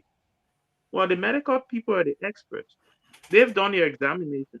They've said that, look, these people were tortured. The evidence that exists, the physical evidence exists to confirm that torture happened. And then the justice said, well, to hell with all of you, I don't care. Right? And again, this is a political system. You guys who live in the United States know your system there, your Supreme Court is very political. And, you know, I know Mr. Gibbon will be happy because obviously he's a Republican. But yeah, it is. Look, democracy is political. people, including judges, make decisions based on their pocketbooks, based on who paying their salaries, based on the people that are giving them money to get them on that bench. And this woman is this justice. Let me listen to Mr. Morris. This justice is doing what she was put there to do. The whim of this president and his cronies. It's not a surprise to me. It's unfortunate, but it's not a surprise to me. And I believe that none of us who have common sense can accept the judgment that will come out, because they will find these guys guilty, whether we like it or not. Whether it's fair, that's another question for us to answer. Thank you. Let me go to Morris. Morris? And Mr. Tao said the concept of an independent investigator is foreign to African as well. Go ahead, Mr. Tao. Morris, under this system, right? That's what he's saying. Somebody had already accused Namwe of being fussy, and he's trying to validate that person. Morris. Yeah, first of all, when Mr. Namwe told me to stop interrupting, I listened to him because he fought for multi-party democracy, so I always respect him in that regard. Well, let me just say this to you, Mr. Eastman. That shirt is a very beautiful African shirt you got on. I know, right? Somebody was asking about your shirt, so let me just say it's a very beautiful African shirt you got on, Sinwall. You want to say going buy one for you too, Elvis? You just said that. I wish it fit me says like a big. Look, let me say this, right?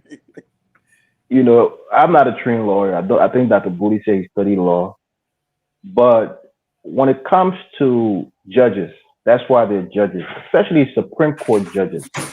They're the final arbiter. There's no other court that can hold them, responsible within the Republic of Liberia. Now, from my rudimentary and elementary understanding of law, there's something called fruit of a poisonous tree, right? So I think the loose interpretation on my part is that if you have information that was acquired in an illegal way, it cannot be admissible in court. But again, that is a conclusion that the judge will find based on his or her, investigation of the evidence and scrutiny of the evidence. So this justice, in her wisdom, whether we agree with it or not, scrutinized the evidence and made a judgment that the evidence gathered should be admissible. Now, like some people are saying, people can appeal it, but who are they going to appeal it to? Who's the appeal court for the Supreme Court? To the full bench. To the full bench. They can appeal to the full bench. So they can appeal that. They can appeal that judgment. But I'm sure the judge will give a reason why she felt like, the case should go forward, even though the medical report said there was some evidence of torture. Elvis, I think unless you bring that man, bang him down in the court to tell them that they wouldn't tamper with whatever evidence. No, Mr. Nawa, I think we're conflating two things, right? The guy who was allegedly sodomized, I think he's here in the United States. He said he was sodomized and he left the country. The other guy said they were tortured but not sodomized. Now, the medical report said there was some marks on their arms and, whatever it says, some evidence of torture. Whatever that means, we have to have the expert in court to specify what kind of torture based on the marks that he's seen on these people's skin, and if it came to the level of the government torturing somebody. Because remember, what kind of level? Torture is torture. Hold on, please, let me speak. Mr. Gayman, let me speak, please. Yeah, the point Morris, here is, Mr. Morris, one quick. Here, I got a ruling here. It says there is evidence that is consistent with handcuffs being on your hand and tightly placed and all of that, and all of the burn marks and everything, they are all consistent with torture. That's what I'm saying, right? That's what I'm saying. But listen now, let me speak, guys. I mean, come on, guys. Come on, please. The point here is, if a police officer arrests you and they tighten the handcuffs on you, and you go to court and say, "Oh, look at the mark. My arm, my hands are hurting. They torture me by putting those handcuffs on my hand for 3 hours, and my hands are hurting." Has there ever been an issue for a judge to say, "Well, you're accused of murder, but since that handcuff was on your hand, it's a torture, and as such, we can't take any evidence that the police gathered because their handcuffs were too tight"? So what I'm trying to tell you is that the quote unquote level of torture is something that the judges will consider. So, for example, right, these guys were taken into prison, I think in South Beach or Central or whatever they were. And if somebody come and assaults them. They are Say still another there. They are still one there. second. Say another inmate come and assaults them. Now they're in custody of the government. Technically, they're in custody. The government should have control over their bodies and their safety. But somebody comes and beat them up and really do something terrible to them and like sodomize them or something. Now they're in government custody. Is that the government that's torturing them, or was there an incident that happened with them and another inmate in the cell? Was that because would that constitute torture? Yes. So again, we're not. As long as you're under the government authority. No, Mr. Lambo, you guys gotta let me finish. I got like 30 more seconds to finish. I have 30 more seconds to wrap up, right? We see people in this country, right? We see. Information. That's a booty. Relax, my man. You can debunk it when you want to, but I don't think interrupting him Relax. is any good purpose. My point here is, in this very country, right? We see people going to jail. One of the reasons people are afraid to go to jail, there's a lot of rapes that happen to males in prison. There's a lot of infights. People get stabbed in jail. Do they then go to the courts in this country and say, I was tortured by another inmate, and thereby, since I'm in the custody of the government, I should be released? That never happens. So you have to put things in context. Again, I disagree with the ruling, but the judge, in her wisdom, in her legal training, saw that maybe it didn't rise to the level of torture that needed to stop the case from going forward. So we have to get, maybe the full bench will look at it, and we have to get more information on why she made this decision. But everything is nuanced, especially legal matters. You can't just assume that since there was some evidence of torture, maybe somebody said something about handcuffs being too tight or some other thing, is there a reason to stop an entire case? I don't know. I'm not a legal practitioner. That's my take on it. Give me 10 seconds here. Let me say something. Right? Mr. Morris, I want us to have common ground. Maybe you've not read the full context of what has been provided, right? It's not just the handcuff, right? These guys were actually beaten, right? According to the examination, there is evidence that they were beaten. The police. By whom? No, you see, they say I'm not interested. Let me learn that. The police and the inmates themselves have not accused any other inmate. The police has never said, oh, they were beaten by other inmates. The inmates themselves have never said, oh, no, that's somebody else who were in jail or be or no. They said NSA. They said police, BR, right? There has been, for you to then enter into the argument, oh, maybe there are another inmate. No, none of them. The police haven't said it. NSA haven't said, not even the inmates have said we were beaten by another inmate.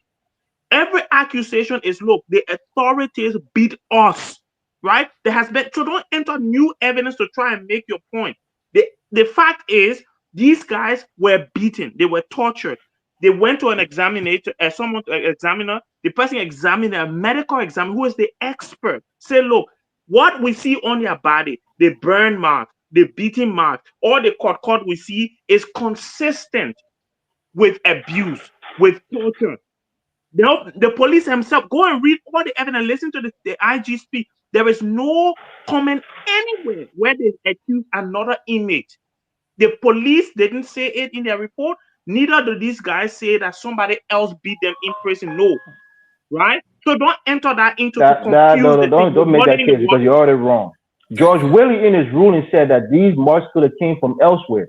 That's what George Willie said in his ruling when he smacked down this report. Again, you're not listening to me. I said no, what I'm saying is you have to prove it.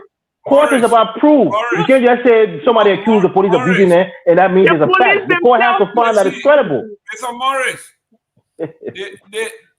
when they ask the young folks or the victim where did this happen, it didn't happen in. So they say they took them in the basement of the NSA department. Yeah. Okay. So they made it clear where the abuse. Yeah, but what is the evidence? If you're just making claims, you have to be able to substantiate it. Can your lawyer substantiate it? Provided the evidence, the testimony. No, they made an allegation, Mr. Gayman. I'm against torture, but they have to prove it to the court. They did it. Well, but the medical article report stated that they were tortured. I'm coming to Mr. Gay.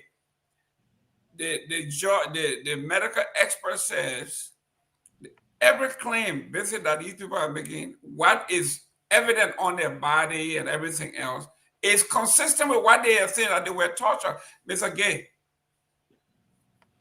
Yeah, so for me, at first when the judge ruled, I was like, why she ruling the way she ruled? But then I have to speak to a lawyer And based on what the lawyer explained to me is that they're giving the defense team an opportunity to make that case to the juror. Because if they appeal it will go before the full bench. And there is a 4-1 right now on the full bench. 4 judges, Supreme Court justices against 1. And the 1 is the one who just ruled. So in a nutshell, it's a very strategic decision that was made by this judge to give the defense team an opportunity to present that case to the juror, so that the juror also will see that this evidence, the way in which it was collected, and also an argument can be made on the floor that the manner in which the evidence was gathered from those, what's the name? Those defendants was not gathered in a free way. They were under duress for the evidence to be gathered. So they were tortured and they spoke under torture, and for that reason, that should be dismissed. That's another point of the defense team can go about. Another thing is the juror will also see that the way in which the evidence was gathered was not gathered freely. It's not with that consent. They were also under duress. But when they go to the full bench, because this is a clear political case, not a normal legal case, they will be convicted because the full bench 4 against 1. I am not a lawyer.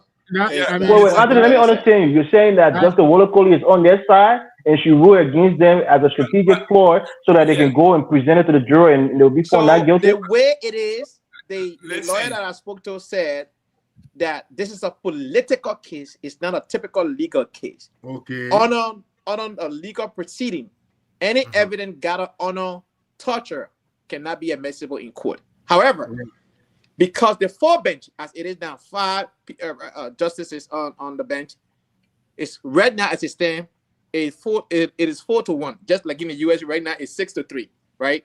And so when it goes before them, they're gonna lose the case. So, but who's the one that's on their side? The one that ruled now. So that's what I'm saying. Just the Wolokoli, because she ruled against them. How can she be on their side? Listen to this. Okay, it's a clever legal. No, okay, there you go. That's what I was saying. The question you answered. It's really splitting hairs, but I mean, listen here. I don't know. Listen to this here. It says here her justification. Justice Wolokoli stated that the trial should proceed, and the credibility of the contested evidence should be asserted and assessed by the jury. There you go. I have spoken to professional lawyers here, and Gonglo said the same thing. The reason that judges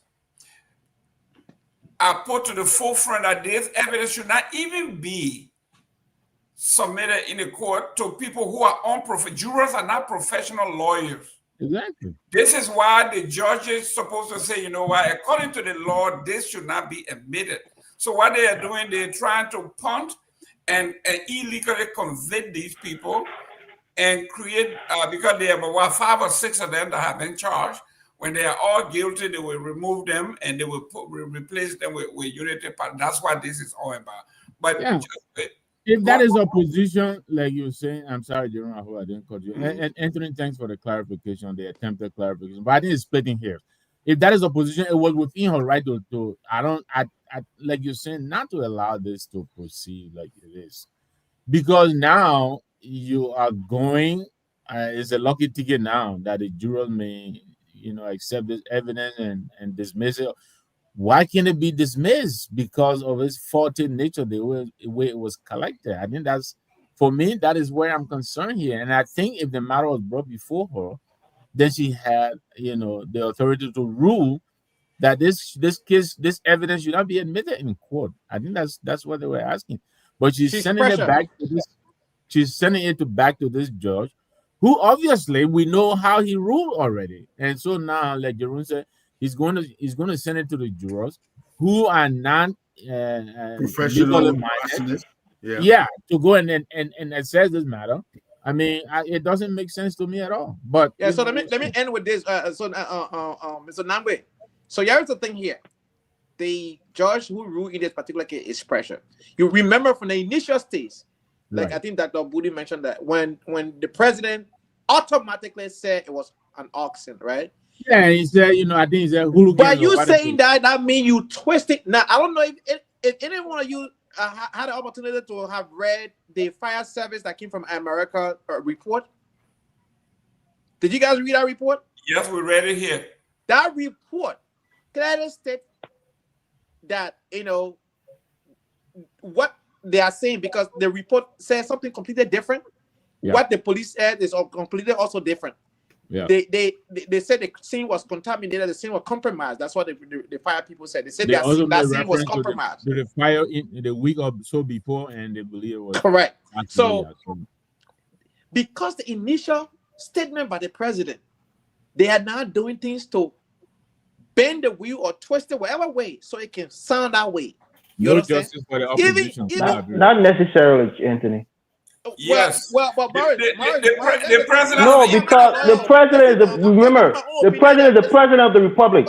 He gets information first than anybody else. Hold on. So if this guy did a preliminary investigation and said this looked more like arson, the president is troubled with that information that we haven't had. My man, we got to close. It's after 6 o'clock. I'm trying to conclude. Let me conclude in my last 10 seconds. So here's the thing here, right? With no CCTV camera, with no anything, how do you tie those guys to burning of the Capitol? You must have evidence to tie them to the crime. Yes, there is probable cause. Yes, you have your suspect. Yes, but you must tie them to the crime scene and say, yes, indeed, because of X, Y, and Z, that's how you did this. If they can have those things, fine. But until then, we don't. Even the expert that came to Liberia could not, tie these guys to the scene. Thank you, guys. We're going above our time. Let's go to closing, Mr. Tower. Last in, first out. You know how it is. You're closing. So look at what happened here. This is a show that we just bounce back and forth between all of the same thing.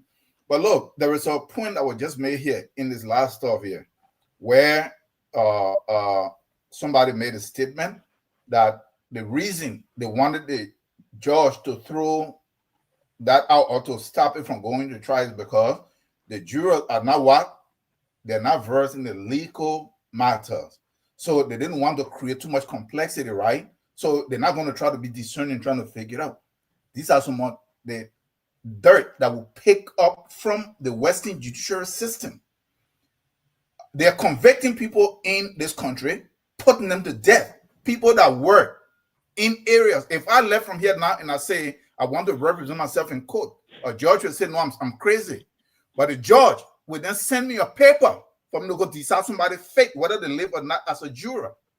Guess what? In the African judiciary system, the jurors are trained. They are versed in the laws and they're available. And they select them when there is a case. So that if they could not or anything else and they convicted somebody, guess what? It is not a mistake. That is deliberate. So then the punishment and the accusation that come on them, they can't avoid it. Versus here to say, oh, I was not aware of the law. I work at just in the office, I work at McDonald's, or I work only as a financial analyst. These are some of the flaws. You have a culture and a system that work. Mr. Morris, you are not an American. You are an African. That is the only thing you will ever become. I'm African American. It is our duty when we come here or anywhere else to hold these discussions so that we defeat our adversaries.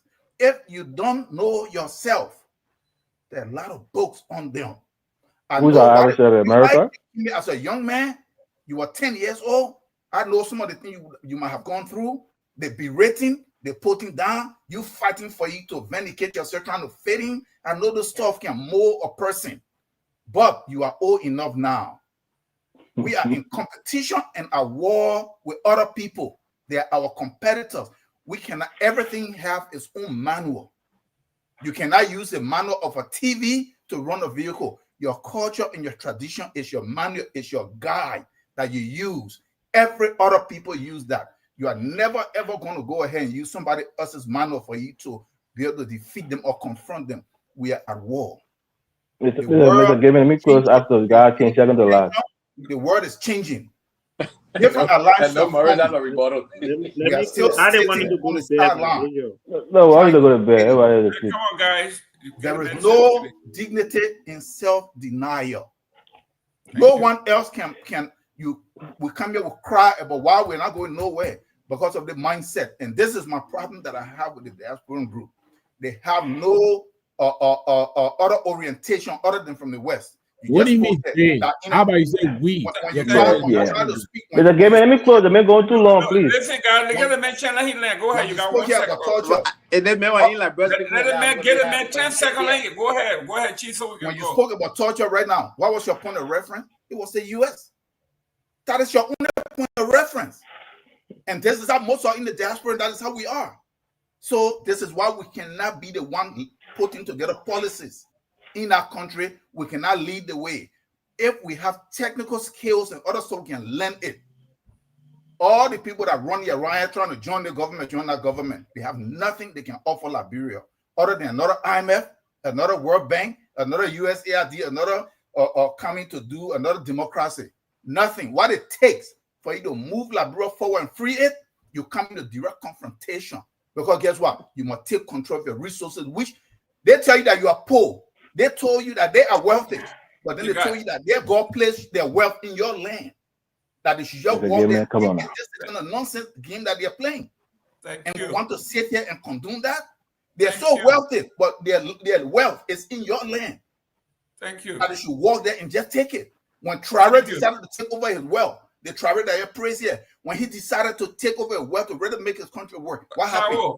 There was death threat immediately hanging over his head. So whether it's Brother Nangbe, whether it's Brother Jerome Gibman, whatever party you're with, whether it is gay, what it takes, you must be able to seize those resources, nationalize it, turn it into something that works for you. Your God give it to you and put it in your Mr. land. Gibman, I mean seriously, Mr. Gibman. Thank you. Dr. Booty. Maybe you didn't hear Mr. Cummings say we should say our own hand. Dr. Booty, it's 1 o'clock in your time. Go ahead. Yeah, I beg you. No, it's been a great show. I think it's unfortunate that we as a country is struggling to find a way to organize ourselves so that we can function for the benefit of all. Whether it be with the mismanagement of the airport or the resources that we could have utilized to improve the airport, or whether it be what we're talking about in terms of the so-called justice system that we have. It's unfortunate that we've not been able to, after all these years of existence, since 1847, we're still struggling to come to a common ground in terms of how we manage ourselves. Unfortunately, for those of us who believe in Liberia, we have to keep coming on here and talking about all of us who are on here tonight, including Mr. Morris. We believe in Liberia and we want to see Liberia better, so we have to come and keep arguing and putting forward ideas that can make the country better. This particular trial is political, and unfortunately, the law is not being applied. Politics is being applied, and you have ordinary individuals in Liberia who are going to go to prison because of someone's whim. That is unfair. And until we can change that, some of us will continue to be irate when we come on here. But it's great to see all of you again. And yeah, we'll be back here again next Sunday doing the same thing. Thank you very much. Mr. Morris? All right. Thank you, Mr. Gavin. Look, I find it rich every time Mr. Tower say that America is our enemy or our adversary. But I think he's been the person that's been living in America the longest amongst all of us that live that's on the platform right now. I think he came in the 80s. Maybe you, Mr. Gavin, or maybe Mr. Eastman, or whoever. But he's been here longer than I've been here. So to tell me that you're not American when you probably spend the majority of your adult life in America, and you trying to say that America is your enemy, but you fought to come here, you still live here continuously for many years, and then to criticize America is hypocrisy in its highest order. The reality is that many Liberians are fighting to come to this country. Right now, there are DV people who play DV, people who are going for interviews, running after documents. Next year will be the same thing from all around the world. So I know America is not perfect, but this thing that America is so terrible and everything that happens to Africa is America's fault. It's not. We're men in Africa. We're not little boys. We're not little puppies that our nose can be pulled from one side to another. If you can't run a country, you can't run a civilization, you can't build a civilization, you deserve to be in the position that you're in. Greater civilization and greater men have built countries that you want to run to and come and live in and make a living in. That's your reality. So what are you trying to tell me? This is who you are. You are African. I know I'm African, but I'm also American. I grew up in this country as an adolescent. I've grew up here my whole entire adult life. I know this country. Part of my upbringing is Liberian, but also part of my upbringing is American, and I don't run away from that. People who have kids in this country who grew up here, they too are part of America, and they too feel part American. So for me, I think the reality in Liberia is that incompetence, not knowing how to run a country, not knowing how to organize a government and sustain it, those are some of our issues, right? Anytime we need help, anytime we need some knowledge transfer, what do? We run to America to get it. Anytime we need some aid, part recent, cuts in USAID, we come to America for it. America has been largely a good in our country, whether you like it or not. I remember I was in Liberia during 2003, World War III, as they call it. People were begging the United States government, putting their body in front of their embassy, crying for George Bush to intervene. And when George Bush intervened, it was a relief for all Liberians. We were happy, with jubilated. When George Bush said Charles Taylor needs to leave the country, and we were leaving August 3rd, August 12th, I think 2003, I was on the screen from the back row, was seeing her convoy leaving the country, we were jubilating. So to think that America is your enemy and your enemy, behind enemy lines, but you refuse to leave willingly when you have the means to leave, that's hypocrisy. And I can't accept that analysis. But thank you, Mr. Game. It was a great show. Thank you. Let me go, Mr. Gay. Mr. Gay, I know you want to sleep. You can see your hand. No, I just listening to my younger brother Elvis. I know, the time sometimes our senior brother, sometimes you get carried away with some of the things that you envision for Africa and our nation. I get it, but you just mentioned something there that when you want to represent yourself in this country, they can tell you no. No, you have the right to represent yourself. You have the right to a counsel. You have the right to a public defender if you cannot afford one. So, a case in point, a Hollywood star, Clint Eastwood, had a case in California where somebody encroached on his land. There was a real estate developer that purchased a land adjacent to his land, and they were building and they got carried away. Well, they didn't get carried away. They intentionally encroached on his land because they wanted to spend the property, and they realized that by doing so they will be into his land. So what they did, they went and illegally acquired another land deed from the city, right? And that land deed was not official. They get paid money to give it to the contractor, to prove to the contractor that that was the boundary, and they went across. And the man told them, so no, yes, it's a proper deed. Well, long story short, that guy went to court and said he doesn't want no lawyer. All what he did, he gathered all of his evidence and went to court accordingly.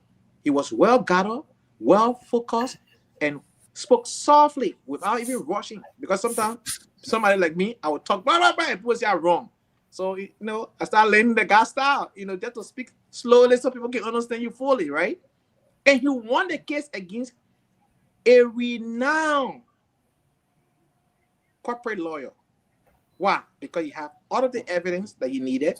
He presented himself well, and all of that different things. I never said that you are not, so that they will not allow. Hey guys, that is not what I said. I said they will say that the judge will say that you are crazy. But that's what I told the guy. Evidence of it. That's exactly what I told the guy. Said the guy was crazy. Why would you want to go to court without a lawyer? Yeah, but they said that they will not let you. So, hey, guy, we don't want any more than that. We're closing. Go ahead. Yeah, so, look, Mr. Gaiman, this whole situation here, there's a great show that we have. We didn't have much time to, hopefully next Sunday we can touch on some of the trending issues in Liberia, because guess what? My political leader said nothing has changed. Has anything changed? No. Why? Because the airport stayed the same. The airport situation stayed the same. The economy stayed the same. The country and people are still getting $150 instead of $300 as a salary in the country. So I just want to leave it there. For 8 straight days, Comey have been trending, and this government have no answer for him. Okay, Ria, one second. Wallo want you to read that. So ANC selected Cummings as standard bearer for the third time, even though he lost 2 consecutive elections, performing at 7% and 1% respectively. What happened to practicing the Cummings warning theme of success? Past performances is an indicator. That's a good one, Shamwalla. So what was Mr. saying? Gilbert, can you give me 10 seconds? Let me answer that real quick. No. Oh, okay, go ahead. Good. So ANC and CPP, 2 different political parties. Let's just be honest. ANC did not participate in the 2023. We were all together closer to the finish line, and some group of people decided to get off the bus. At that point, you can't blame Mr. Cummings for it.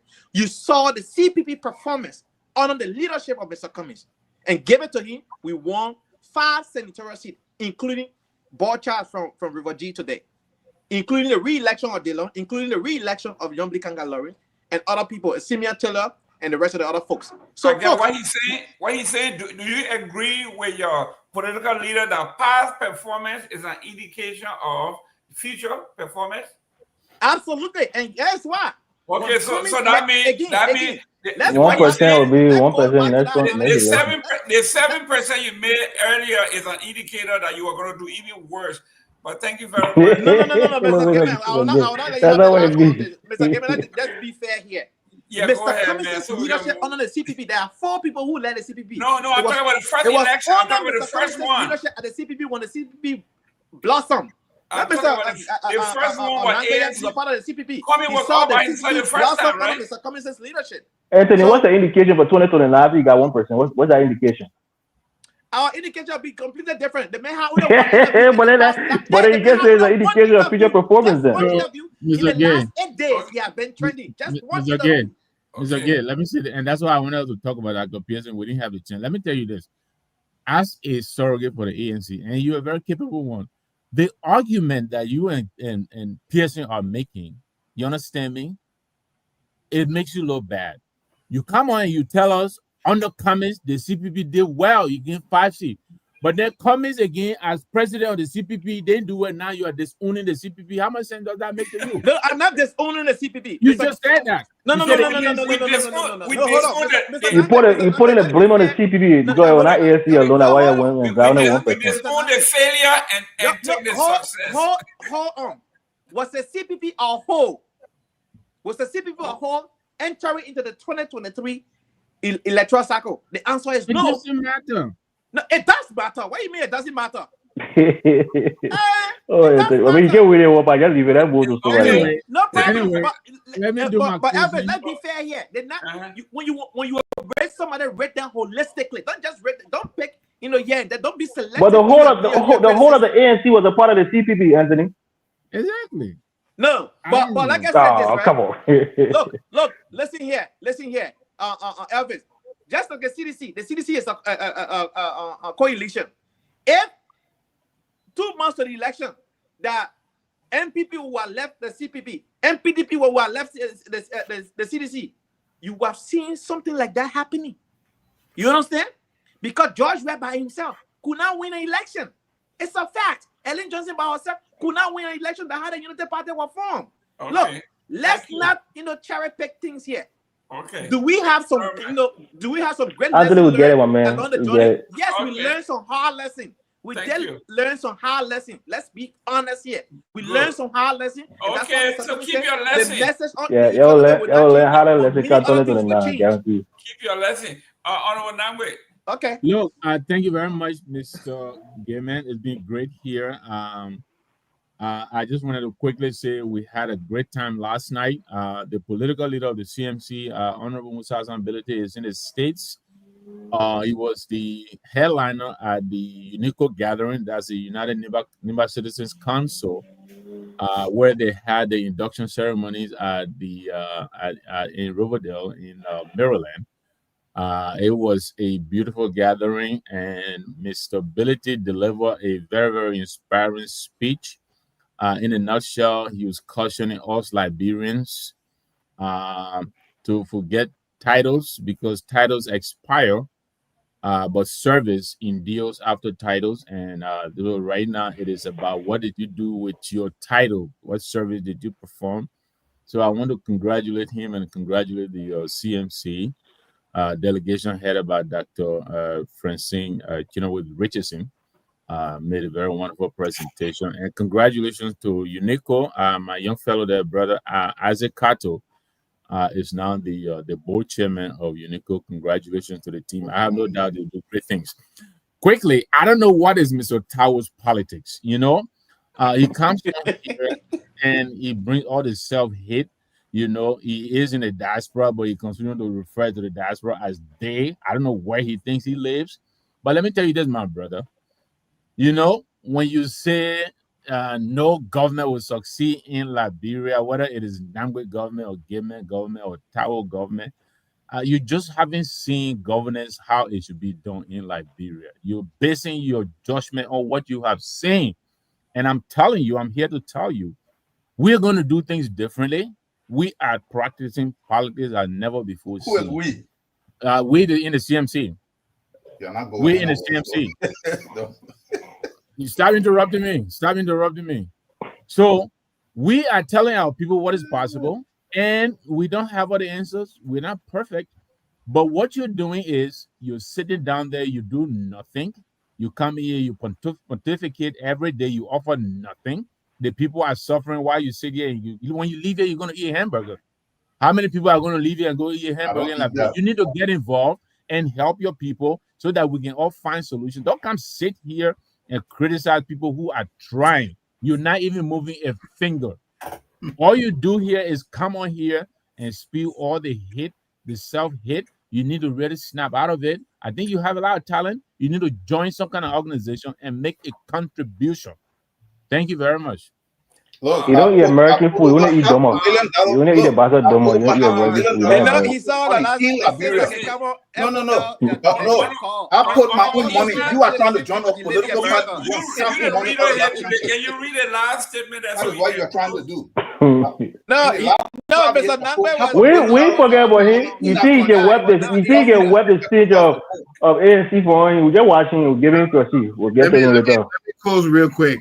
I was not an ANC guy, so put it in CPP. Okay, let me close real quick. I'm gonna do a summary of a couple of things real quick. First of all, understand what it. Mr. Eastman, you gotta address Wallo's thing in your closing. Why is the panel giving Nangwe pass? He was an ANC guy. I don't think you can hold anybody against being an ANC person, and I will give you my only critique for that whole thing. Well, first of all, Mr. Tower, what everybody is telling you, you can't be sitting on somebody here and say their head stink. Yes, you can. Okay, you are benefiting from all the exploits of imperialism and all the hundreds and hundreds of years of subordination of the African peoples. You are benefiting from why you're in America today. You need to realize that you're a participant in the exploitation of the African people. So long as you're here and not in the fight back home. So, but there's an African parable I want to share with you, gentlemen. It said, when there is no enemy within,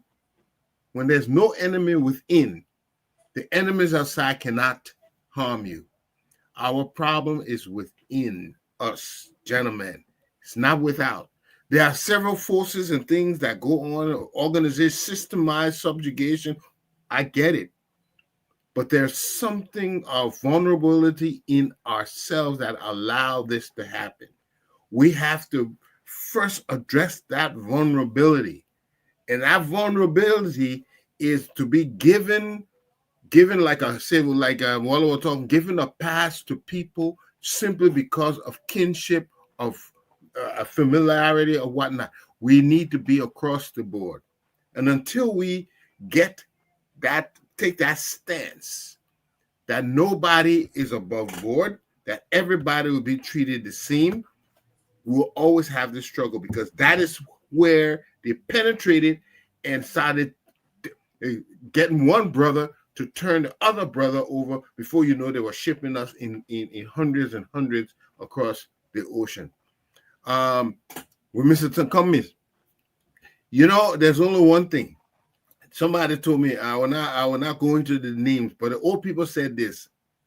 They said, but why doesn't he try to first run for something else before he go to president? And that is very fundamental. And this is people who have the same affiliation of Mr. Cummings. They're only saying that your technique you're using, it doesn't work simply because you have to build a camaraderie, a reputation, something that will allow you to penetrate all the way to the top. But that wasn't the choice that was made. And so it's an uphill battle. Not that it can't be done, but a lot gonna have to go into it.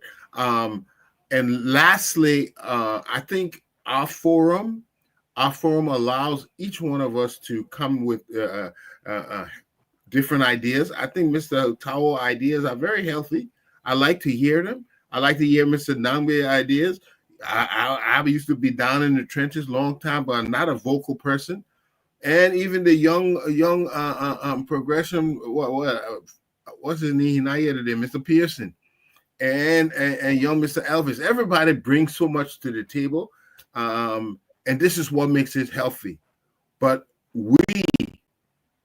we have to make sure the vulnerability that led us to where we are, the subjugation. We are a mighty race, and there's no reason we should be on top. With all the resources we have, all the capability we have, all the ability, there is no reason for us to be subjugated as we are.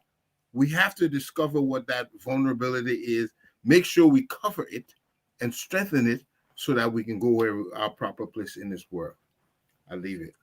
Well, ladies and gentlemen, for me, I have always said we are in the greatest country on the planet Earth, where my story would have been possible nowhere else but here. Mr. Tawo is a top-level engineer that went to some of the best schools, and he's making a damn good living at it. That wouldn't have happened in Saudi Arabia. It would not happen anywhere else. Only here. Not true. That's an assumption. Okay. Well, listen. If it were going to happen, you were going to be there. You're not there. You're here.